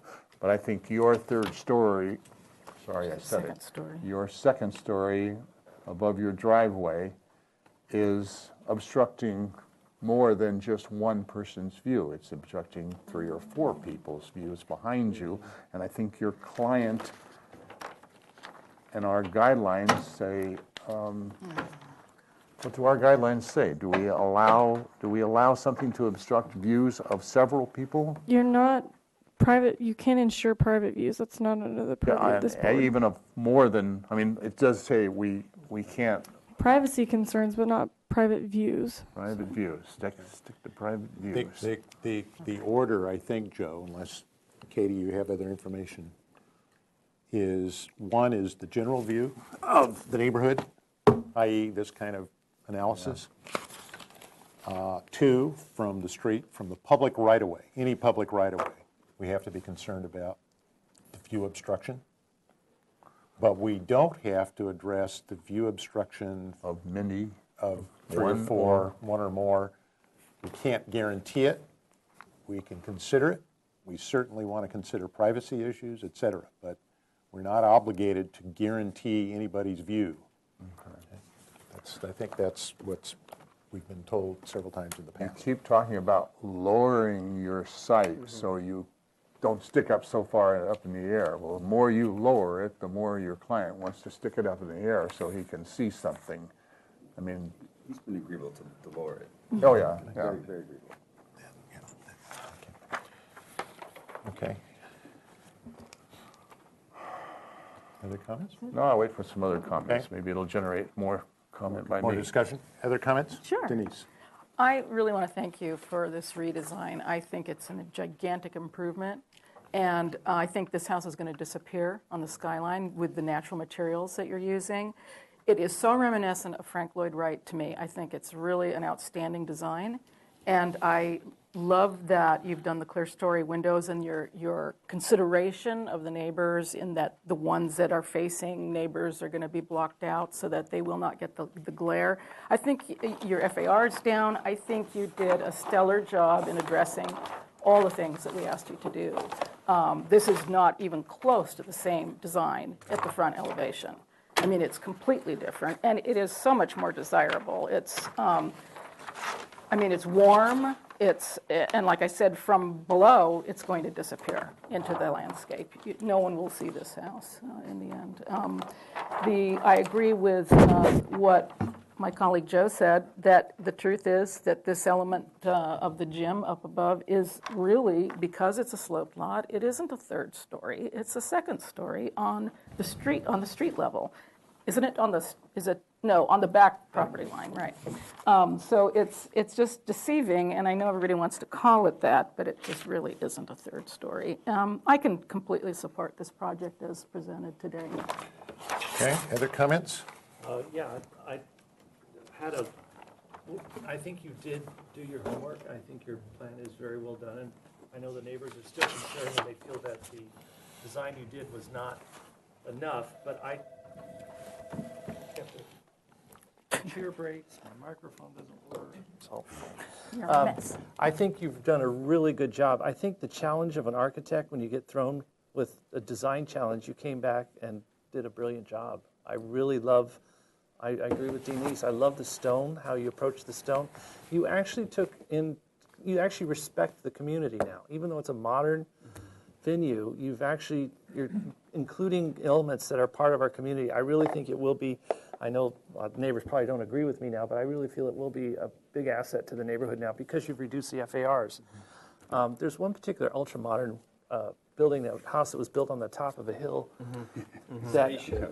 And I didn't like it, and I filed a complaint and got in trouble and everything, but you don't see it now. Right. You don't see it. It's gone. So it really changed my viewpoint of how sometimes modern architecture actually does kind of vanish into the natural fold of the landscape. So I really think this is going to be a gorgeous home. I really do. So I can support it. Other comments? I'll weigh in, yes. I really appreciate that you guys listened to all our comments and really went out of your way and went down to the bottom of the pier and looked back. And I really support the current, much less obtrusive and what I feel is much more compatible with the neighborhood and with what I agree with what Denise and Brian said. I'd like to see the gym, whatever story you want to call it, disappear. That would be ultimately wonderful, but I will be able to support the current iteration with the reduced FAR and the much more appealing materials. Any other comments? Yes, okay, so I just do want to point out, as far as the Florida area ratio, the FAR that we keep talking about, their new size of their house is 4,037 square feet, and they accommodated what we suggested last time. And if they had gone a little bit down more to the 85%, which is our maximum guideline, it's only 2% lower, that would have been 3988. So 3988, 4037, not that much. So I think in terms of the size, it's acceptable. I think they've really listened and they've pushed it and pulled it. And I do want to just point out on the stone, I know my colleagues think that this fits in, but I did find 3 examples of stone kind of similar in the neighborhood.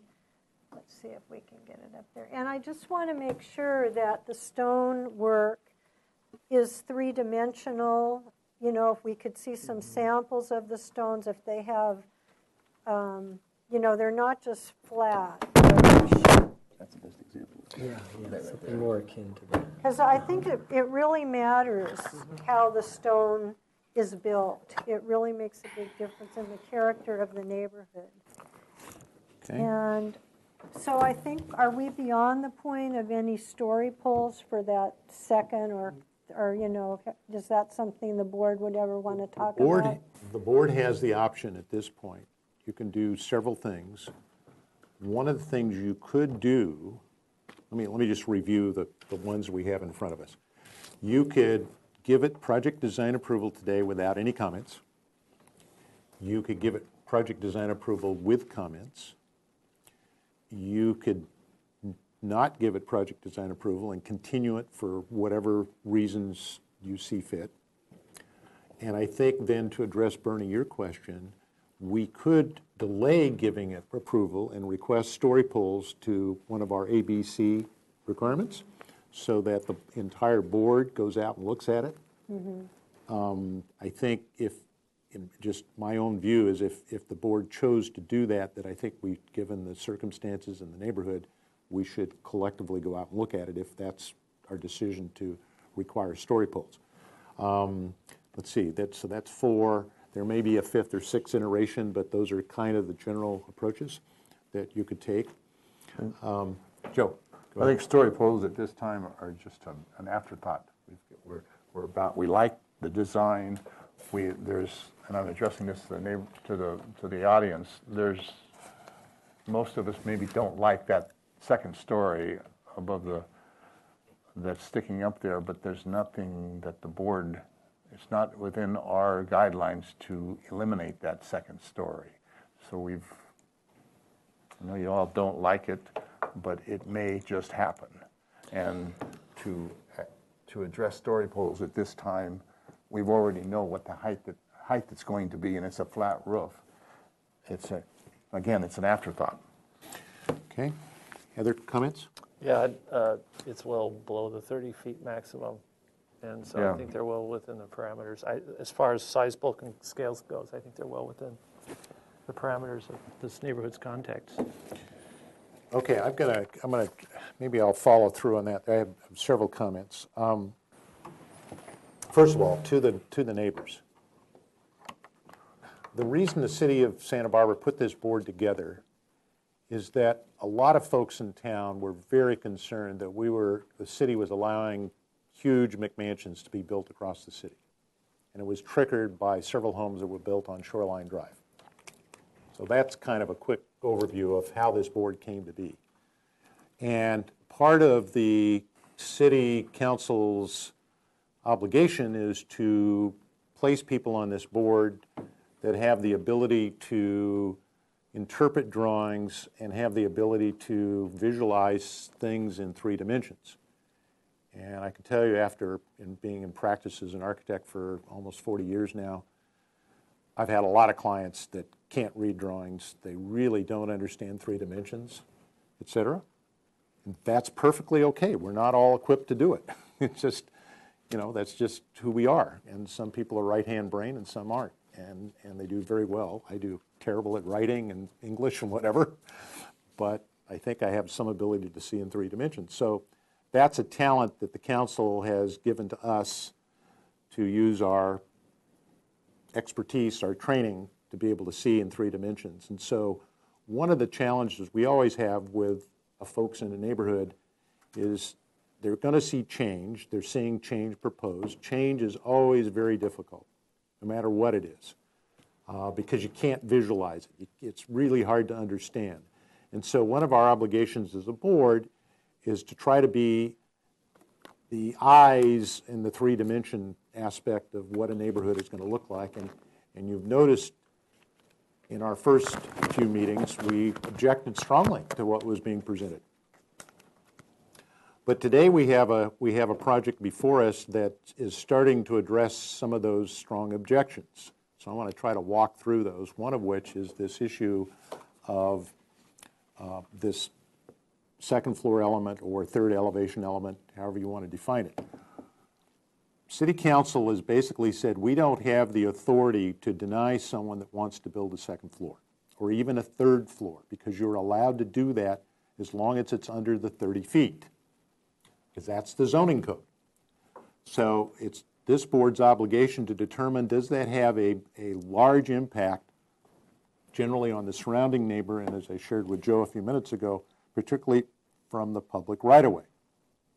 So I was trying to ascertain in 3 dimensions where this thing is up here. And based on what I'm seeing is I think that element is kind of like right here. And I don't know that I have this totally to scale, but it's probably, given that's the original house that's there now, it's going to be torn down, that it's probably something like that.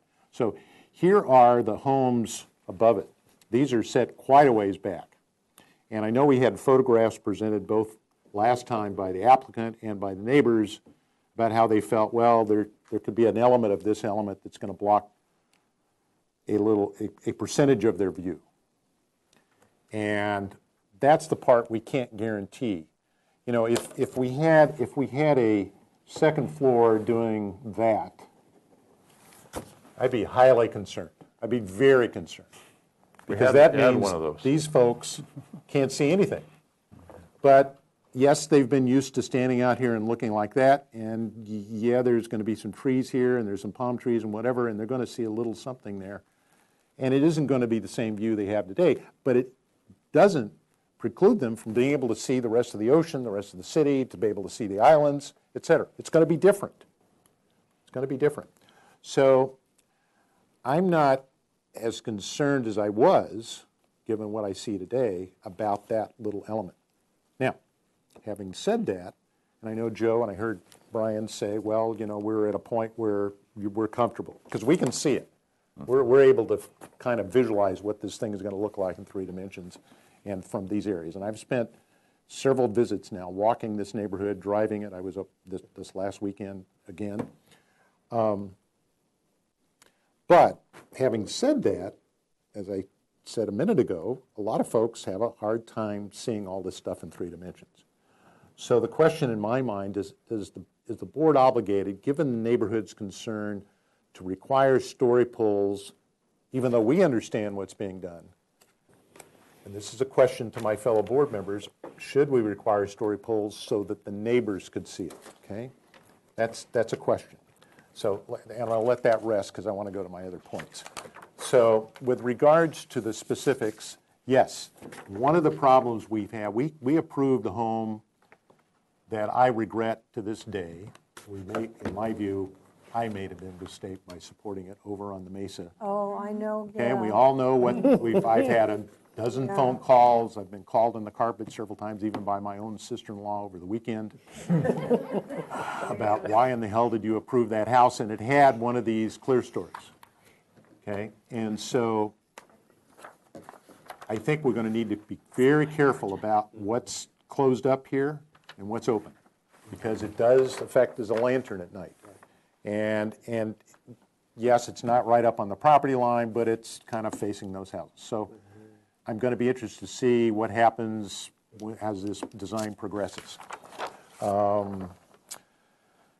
In terms of the materials, I think that we're there in terms of material. This house, in effect, with the exception of the lights on at night, is pretty much going to fade into the background.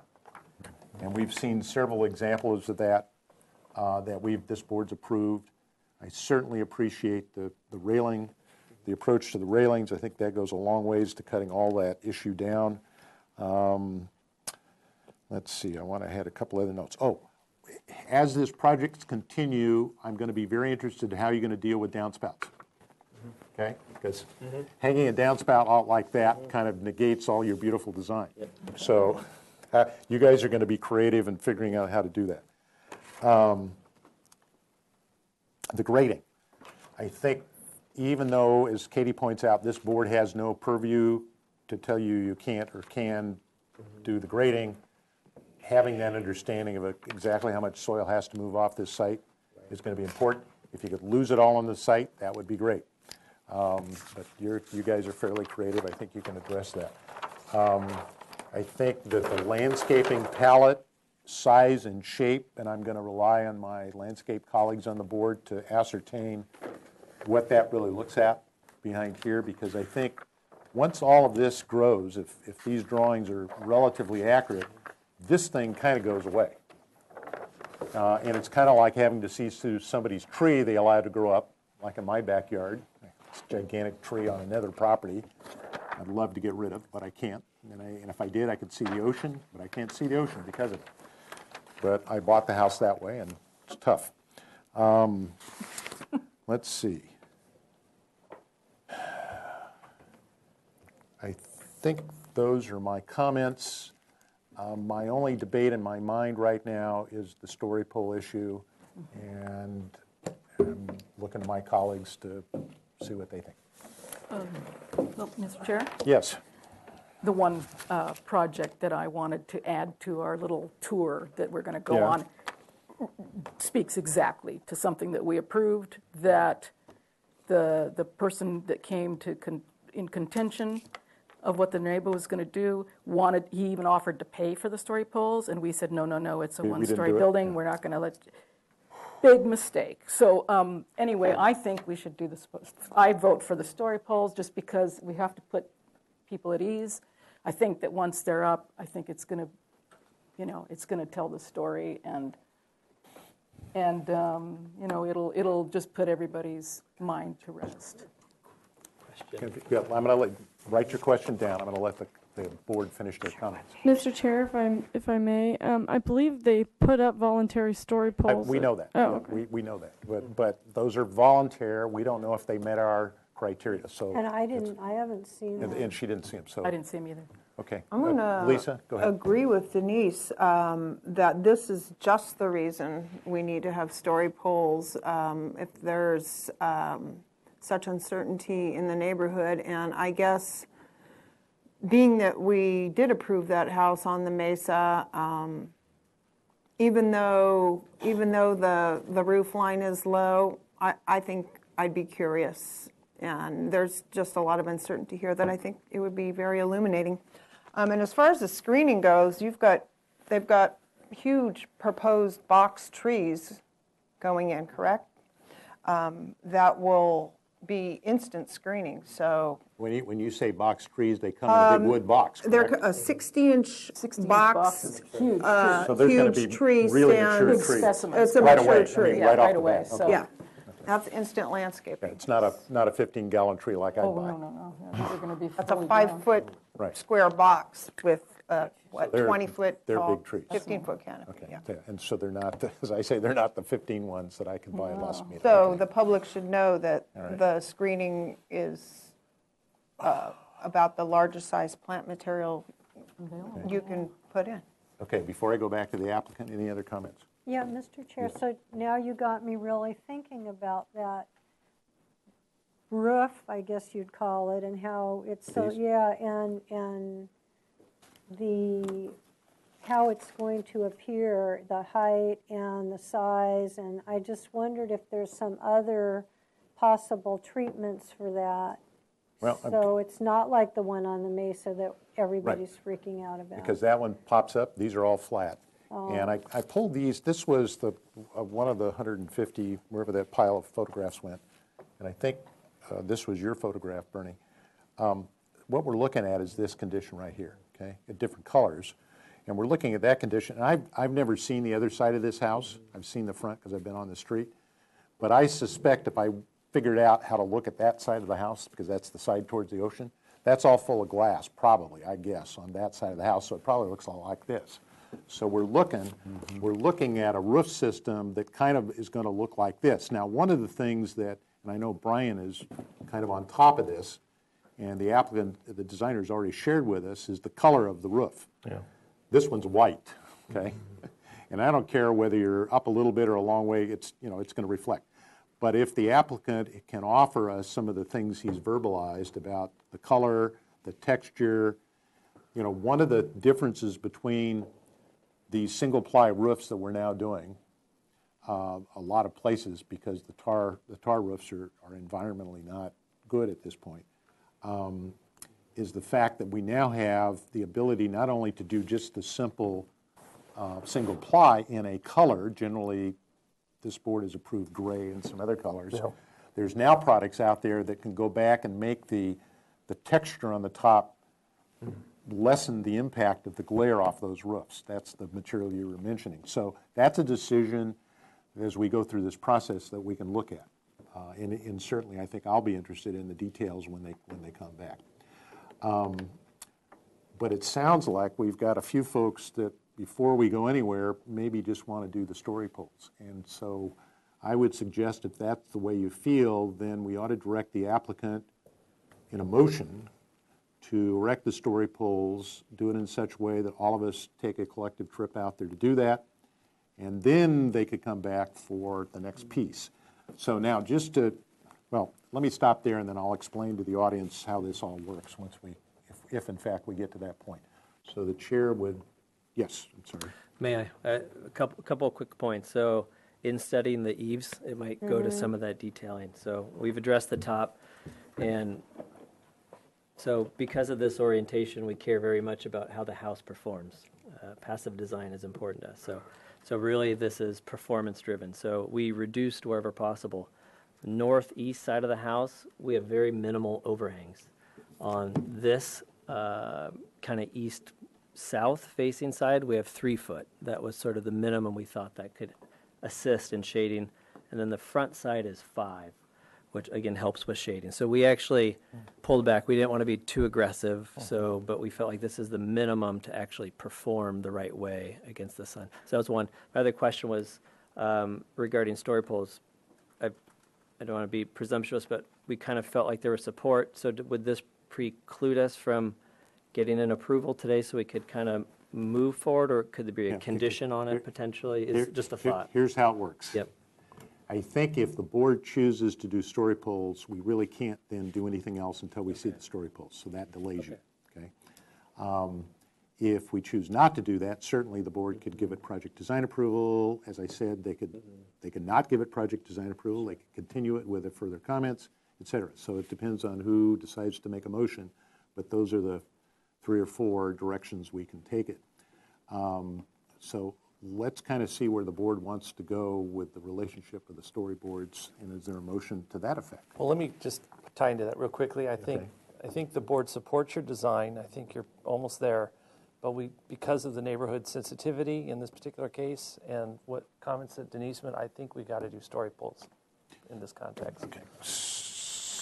Okay, so if somebody wants to make a motion, and Katie, do we have the language for the story poles? What page is that on? Oh, let's see. I don't think, it's not in this book. It's not on our... It's in the, there's an A, B, and C category.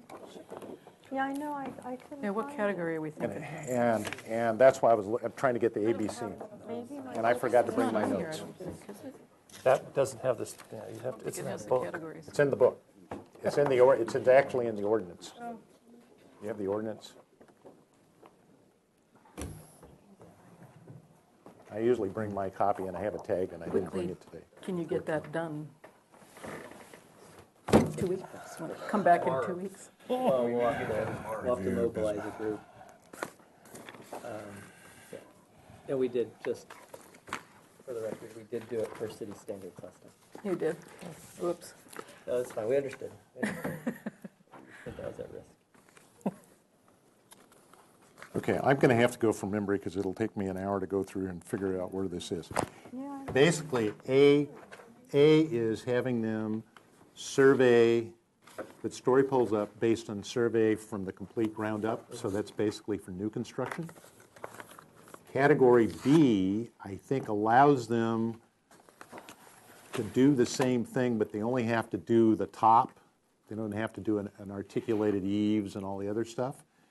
And C, I think, is when we're doing a story pole on an existing structure where we only have to do the added piece. It sounds like B to me. Because So then everybody will see the outline, they'll see Remember the height. if we're going to do story poles, the objective is to allow the neighbors to see how high this thing is, this piece here.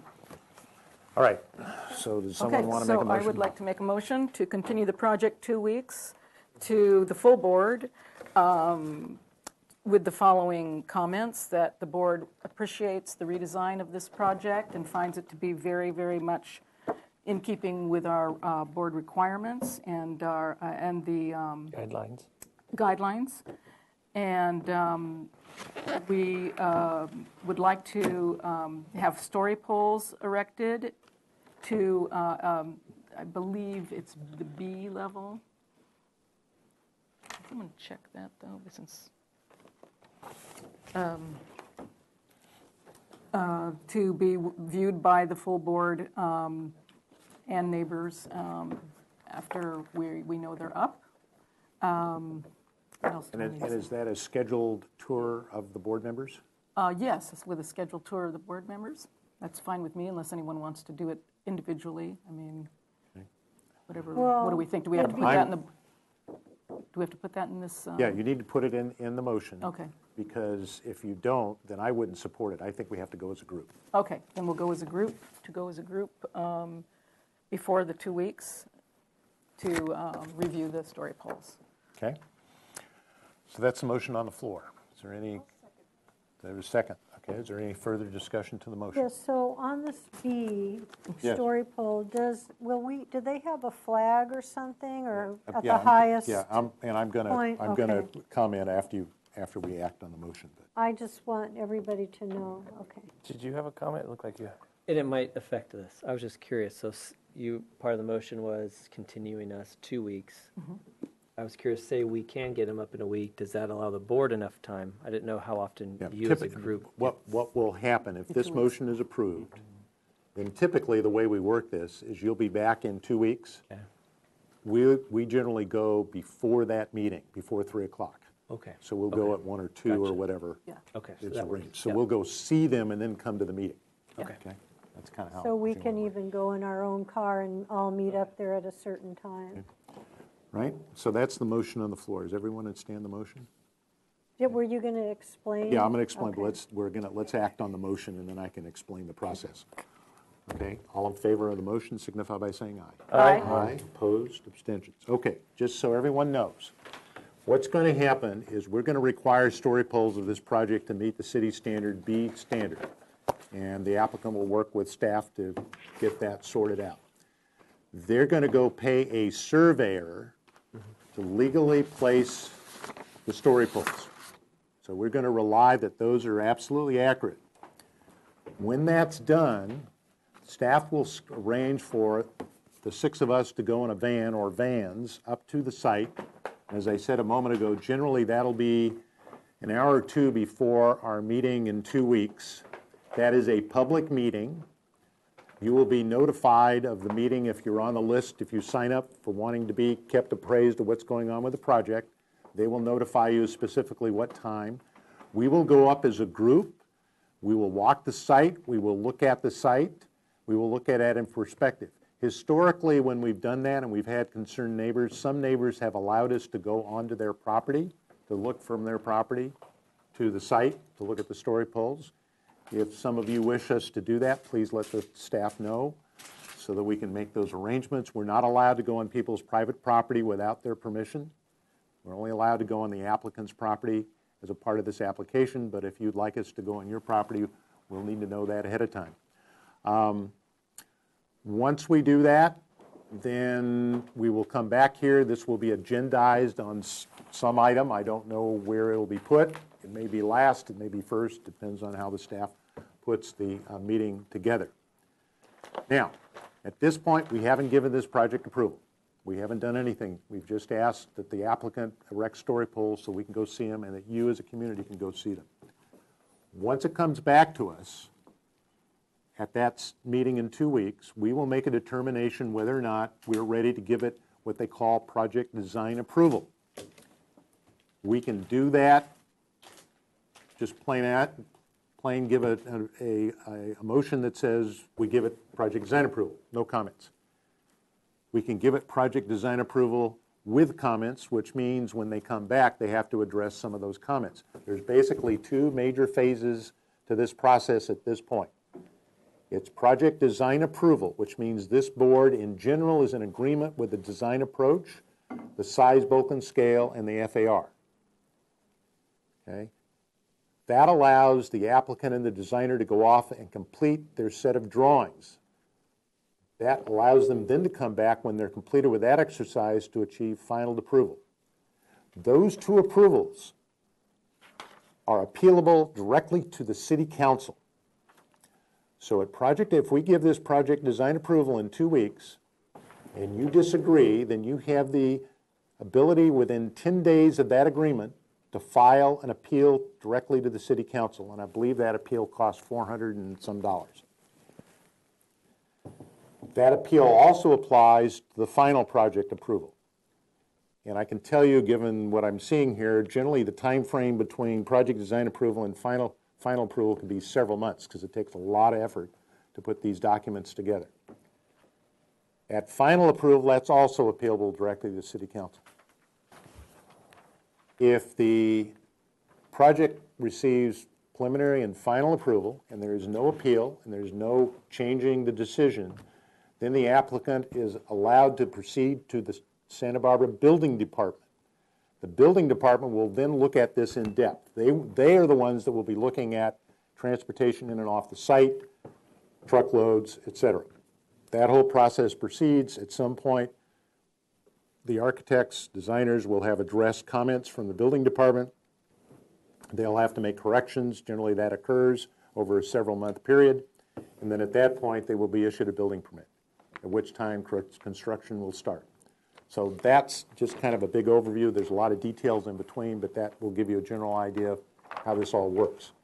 So what we're doing now is we're saying, look, we want to see story poles. We want to be satisfied that the way we're looking at it in 3 dimensions based on these drawings presented is still where we think it should be. And certainly, I think you've seen an effort here to allow the neighbors to see this also. In the 6 years I've been on this board, we've seen a few appeals directly to City Council. Only once has the council overturned our decision. And that was on a project that had 3 homes done by a developer. So you need to think very carefully about how your approach will be should you disagree with our decision.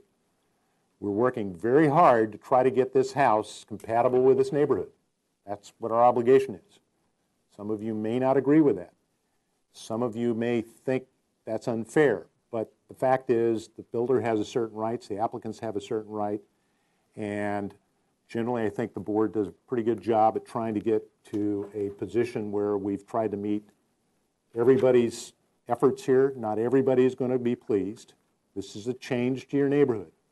You're going to continue to see this as people come in and buy properties and decide to change them. That's why this board sits here. Council has said, look guys, things are going to change. We're going to get new houses. We're going to get all this stuff. Single Family Design Board, you've got to try to hold on to at least the character of the neighborhood. That's our decision. Sometimes we make mistakes. But I think for the most part we do a pretty good job, I would say, given the very few appeals that we've had to the City Council based on our decision. So I think that's the process. Anybody else need to add anything? Yes, Mr. Yes. Chair, I'd just like to add 2 things. So the public knows, probably in 2 weeks, it'll be available for sure. If the story poles are up, you're all invited to come. At that time, it'll be the Monday before the 3 o'clock meeting, most likely, so 1:30 or 2 o'clock. You'll have the opportunity to listen to the architects talk about the story poles and look at them yourself. And we welcome you to do that because we have a team working together here to create a good project for the neighborhood, which brings me to my point of, so when they come back in 2 weeks, they'll be bringing colorboard garage doors, detail of stone. Is that coming or no? That's For final? That's for final. Okay, so They when have they to- come back, right.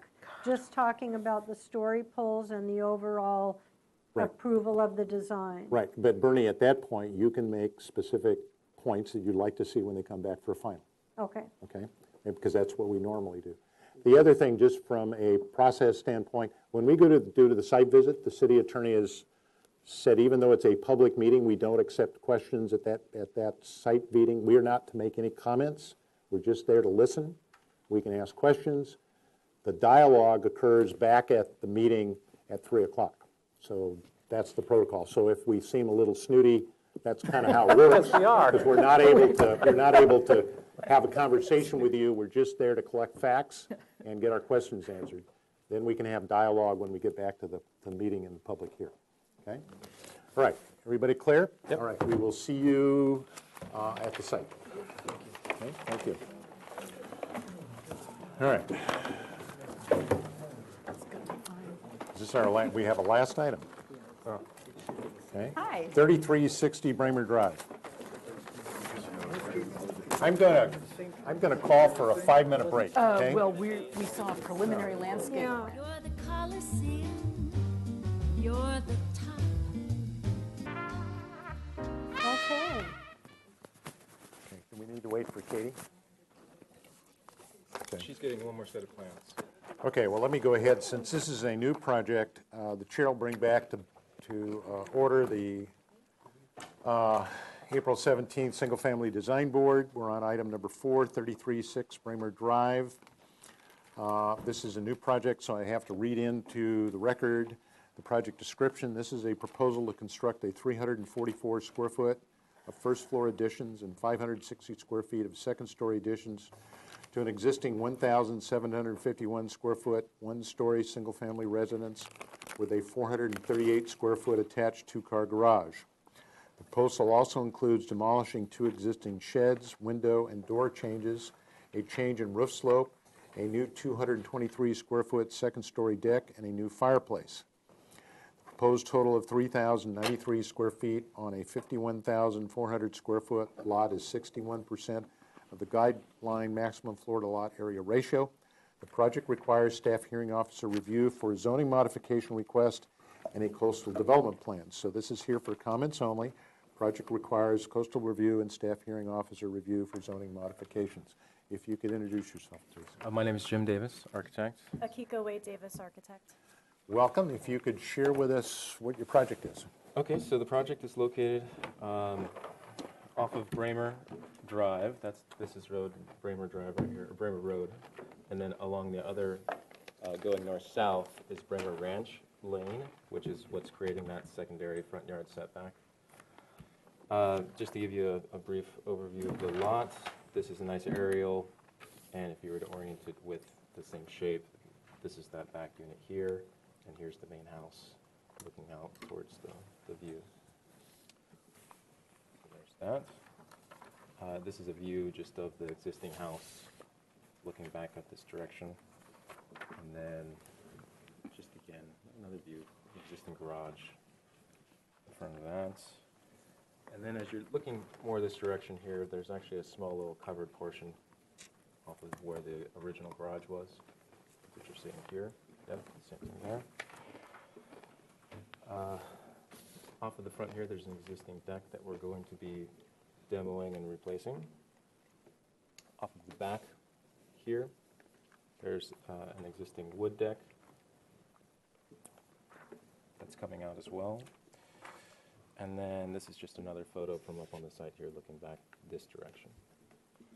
So if you guys want to take a look at these, you can do so. So again, this is the existing site plan. This is the main residence. There are 2 sheds here that are going to be demolished. The existing attached 2-car garage is right here. There is a modification for that being located within that side yard or interior yard. And then this is the existing accessory structure that will, under separate reviews, becoming an accessory dwelling unit. So on this site plan, what we're showing is the shaded areas of the first floor additions. And then this crosshatch area is where the second floor addition is. And then also, this is where that second floor deck is. So it's well outside of the 15-foot requirement of what the board typically likes to see in terms of privacy for neighbors. There's going to be a new patio out here. We're proposing a nice gas fire pit.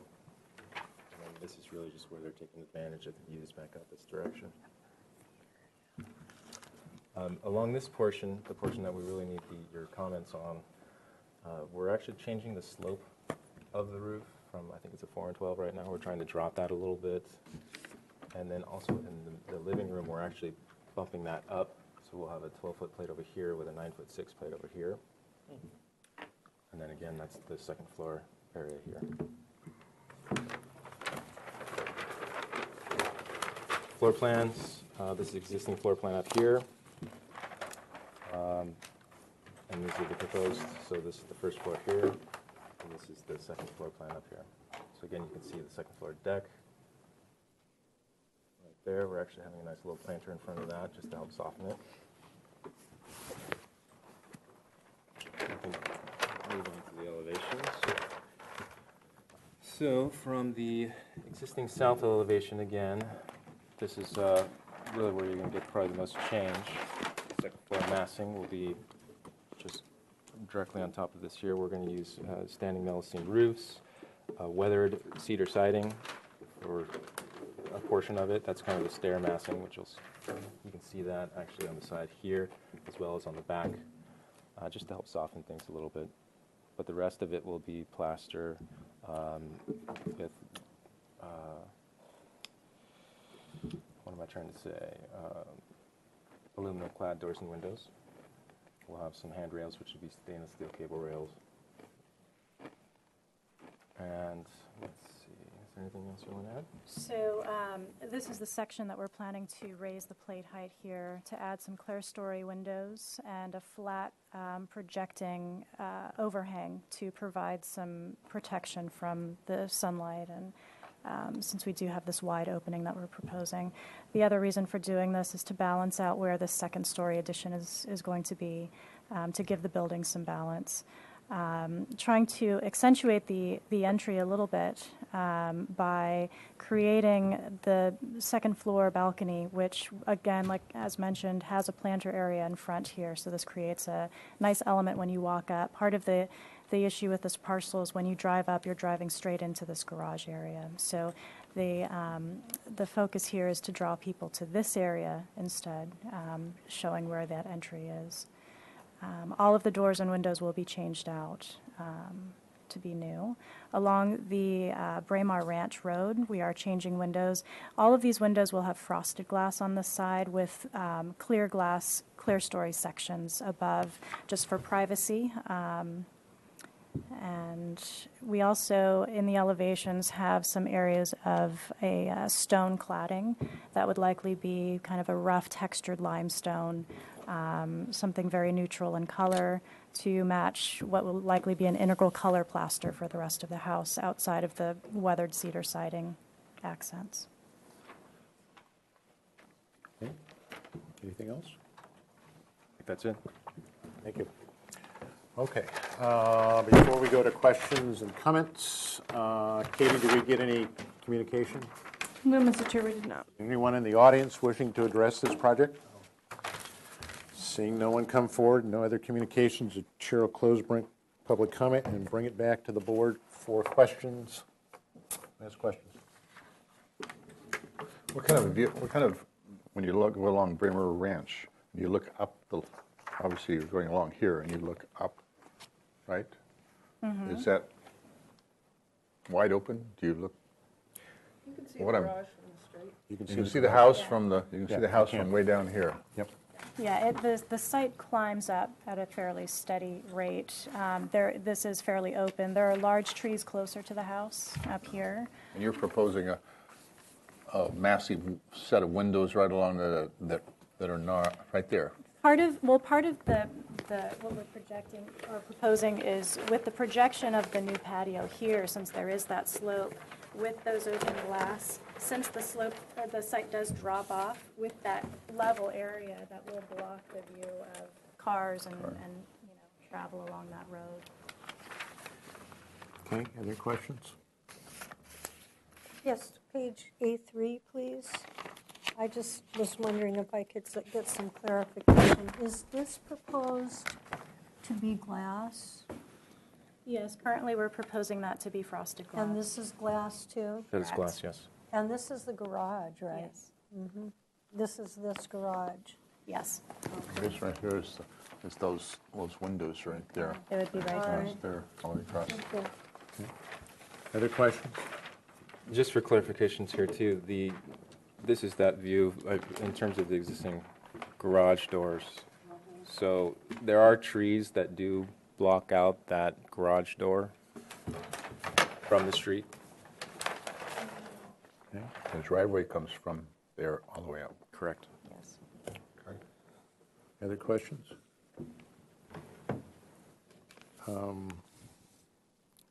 So, did you have, let me go to the house first. Do you have a general idea of how big that deck is going to be up on the second floor, square footage wise? I think that's on our cover sheet. Did I miss that? 223 square foot. Okay, for that, and that's the one on the second floor. Okay. And then,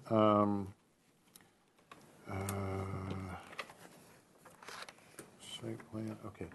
The other thing I noticed, because I went out and walked the site, I walked up this side and that side, et cetera. This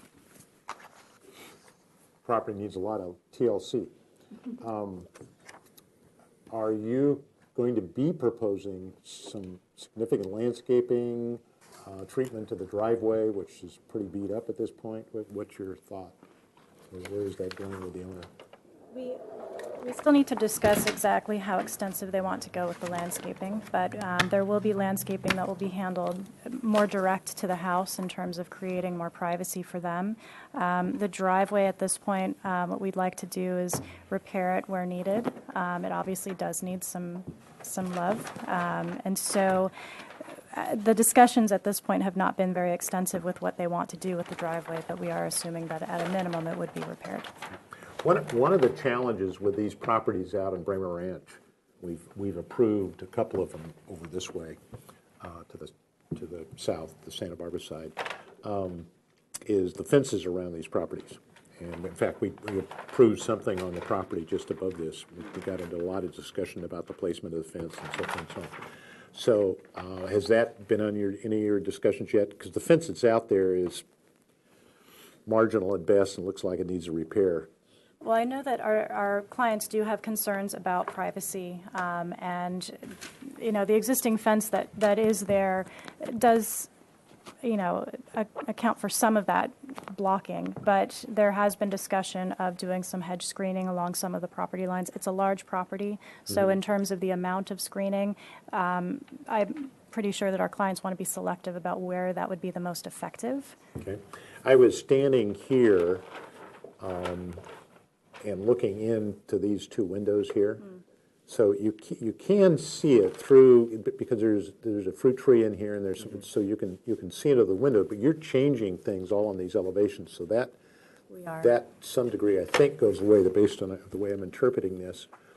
And then as I got up to here, obviously this is being developed under the new state law. So this is the first example we're going to have of a secondary dwelling unit we can't look at.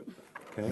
But my question to Katie, and you may need to do a little homework, is will we be allowed to look at the landscaping and driveway and whatever in front of this secondary dwelling? And you don't have to give me an answer today, because I'm sure you're going to have to look it Yeah, I'd up. have to double check with Brenda, who's Can doing you the sort zoning that out? projects. Yeah, I think as long as it's not related to any of the work for the accessory dwelling unit, you can review it, but anything related to that project, you can't review. Okay, so if you could clear, because when we start discussing this fence or landscaping or hedges or whatever, we have to I'll kind check of with know where Brenda our and see limitation what- is. what you know, you can what we can and cannot look at.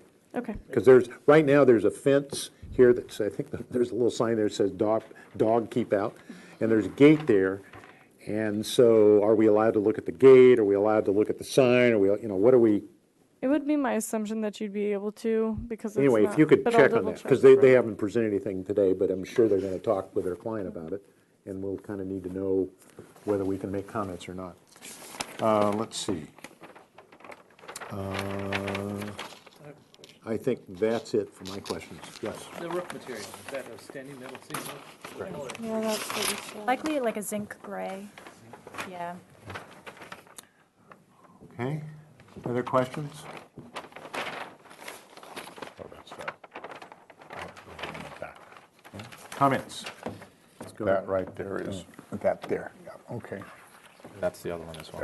Yeah, and those are going away. Correct. All right, so, just to be clear, before we go to comments, so that as you make comments, if this is a project where we could, if we chose to, give comments in such a way that they're comfortable to go on to the modification staff hearing officer, so those comments would have to refer to this piece of the house that's here because it's in the 35-foot setback.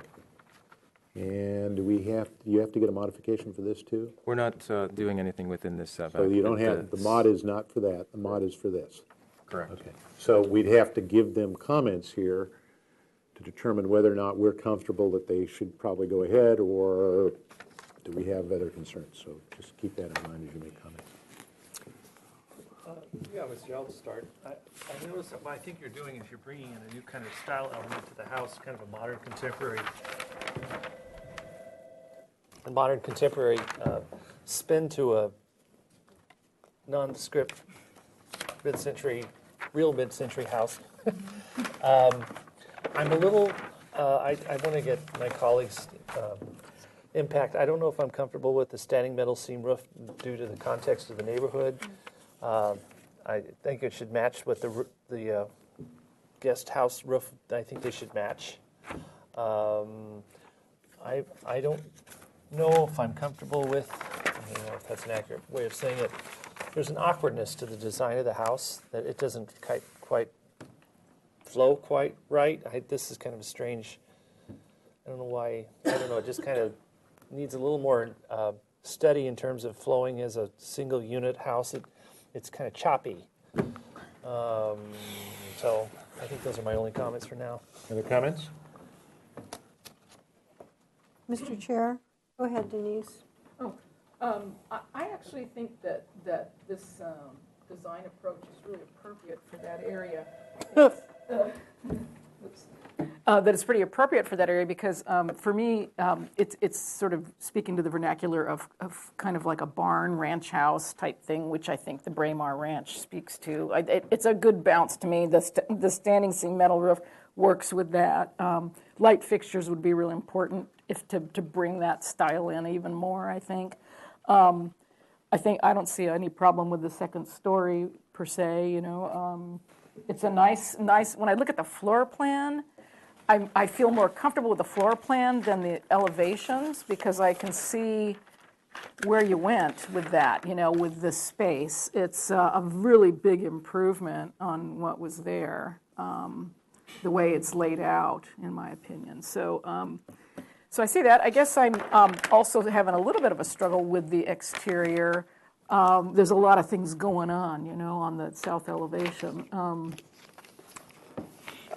And I'm not sure where I'm going with that, but I think you've got a lot of divided light windows and divided light this and that, and then you've got some without, and so it's a little bit confusing to me. But as it develops, I'm sure you will find the right, perfect thing to do with it. The way it's drawn is hard. The way it's drawn right there, it's hard to tell what's in, what's out, what's in, what's out. Everything looks, like I'm lost right here. Roof is this. I think this sticks out. I'm not sure, but then the roof doesn't stick out. And the same thing up there. It's better, a little bit better. Graphics would make it look a lot better, or more easier to read. Easier to read. Absolutely. Other comments? Bernie? Thank you, Mr. Chair.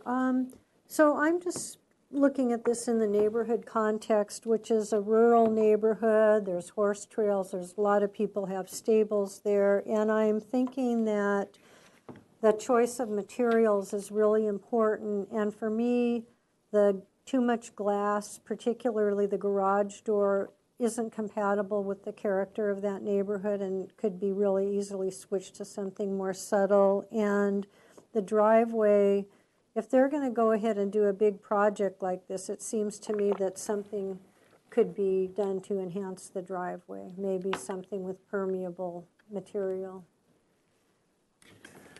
Okay, other comments? Yeah. I like, say that.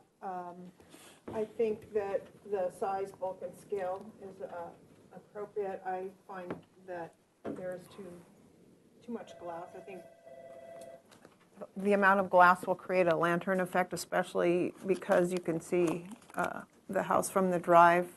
And that what Denise said about it being a real ranchy neighborhood, I agree that the standing seam metal would be appropriate for that. So just too many different window fenestrations going on. Okay, other comments? I'm gonna go over, first of all, let me just bounce off the standing seam roof. We've already approved projects in this neighborhood with standing seam metal roof, okay?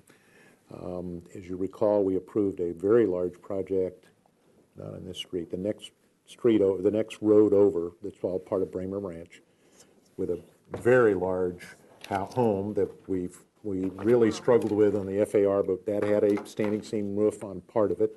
Big part was flat roofs. So we've done that.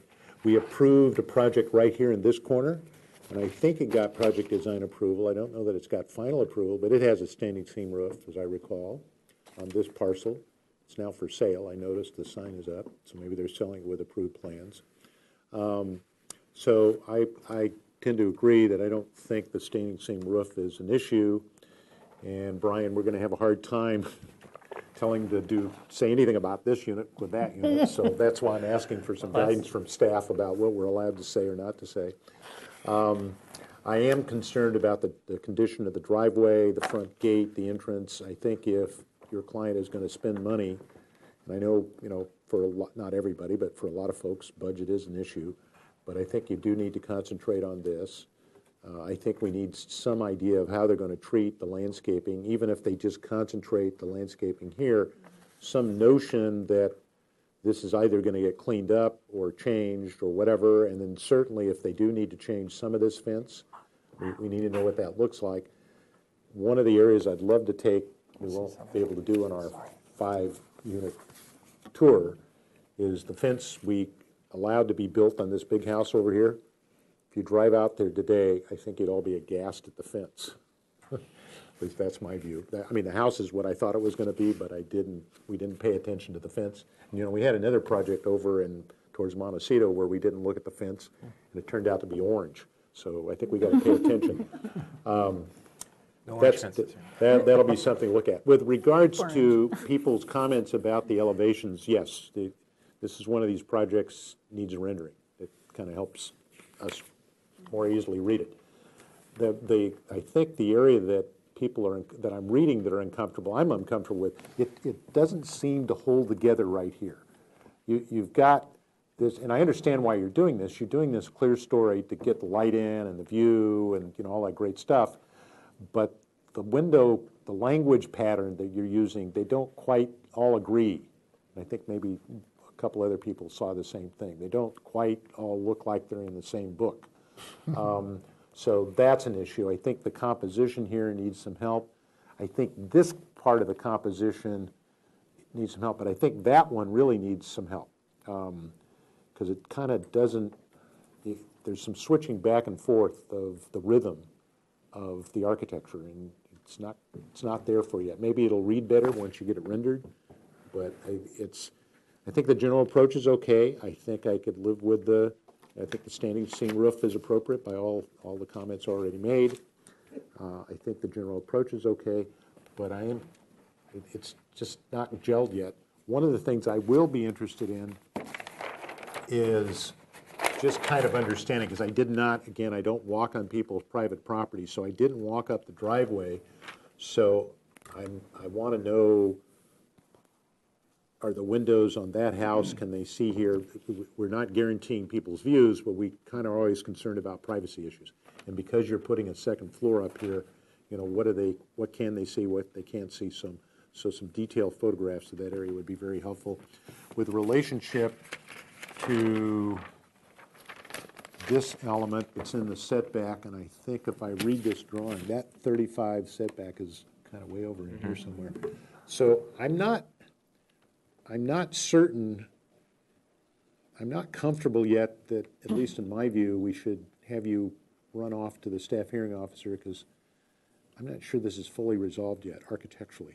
And that's the thing the staff hearing officer wants to hear from us. Are we aesthetically approvable of what you're trying to do? And I'm not sure you're there yet.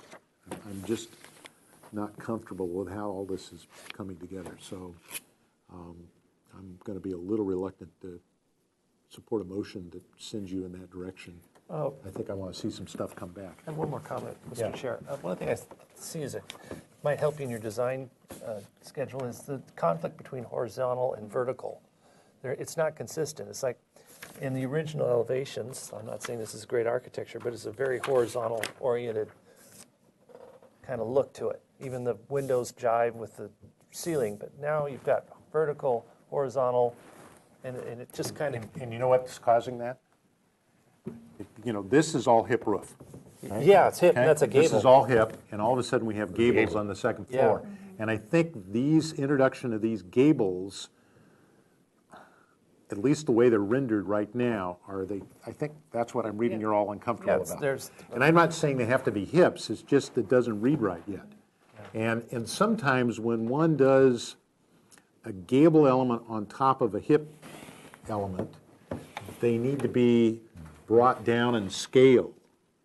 So the relationship of that eave to that point is lower. Now, if you don't really want to lower that and you want your 9-foot or whatever it is ceiling in here, and I don't really have a problem with that, it's how this is articulated. So I think that's where we're all feeling a little uncomfortable. Am I reading that right? I think we're not quite there yet. So that's, I think, what I need some more homework on. Other comments? Okay, if there's no other comments, then the chair would look for a motion.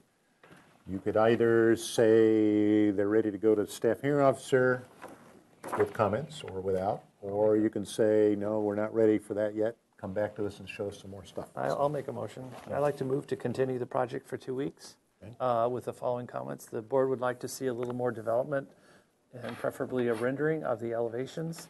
Study the horizontal and vertical elements of the windows in relationship to the overall total style of the house. Study the roof configuration of the second story in relation to the first story with the hips and gables. Off the record, that doesn't mean we don't want you to get rid of the gables, but as Fred said, there's a way of making it work. The board would recommend not using such an opaque or glass garage door.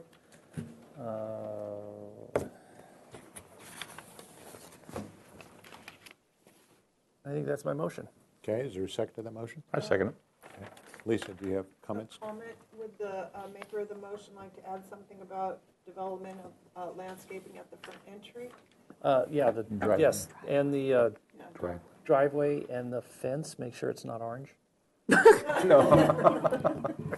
So some discussion with the owner about the driveway and the Yeah. fence. Okay. Yes. Did you get that? Okay. Well, cut the orange part.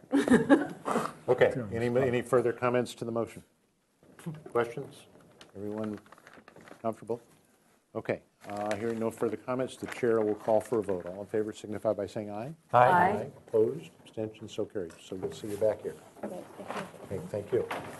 That's weird right there. Okay, We we hold these on for the overhang record. with a hip, and then I got no Okay. overhang with a... Believe there's gable. no further Odd. business Something before over the board today, except one item. We'll look at the renderings, we'll show you on the... One item. To our board members. Yes. Denise, Yes. What? give us the pronunciation of your new last name. Champendal. Champendal. Think of it as champagne doll. Did you get We're going to have married? to all but- practice that. How I took did you- back my birth name. Oh, you brought We're all gonna back have your to maiden practice that. name? Well,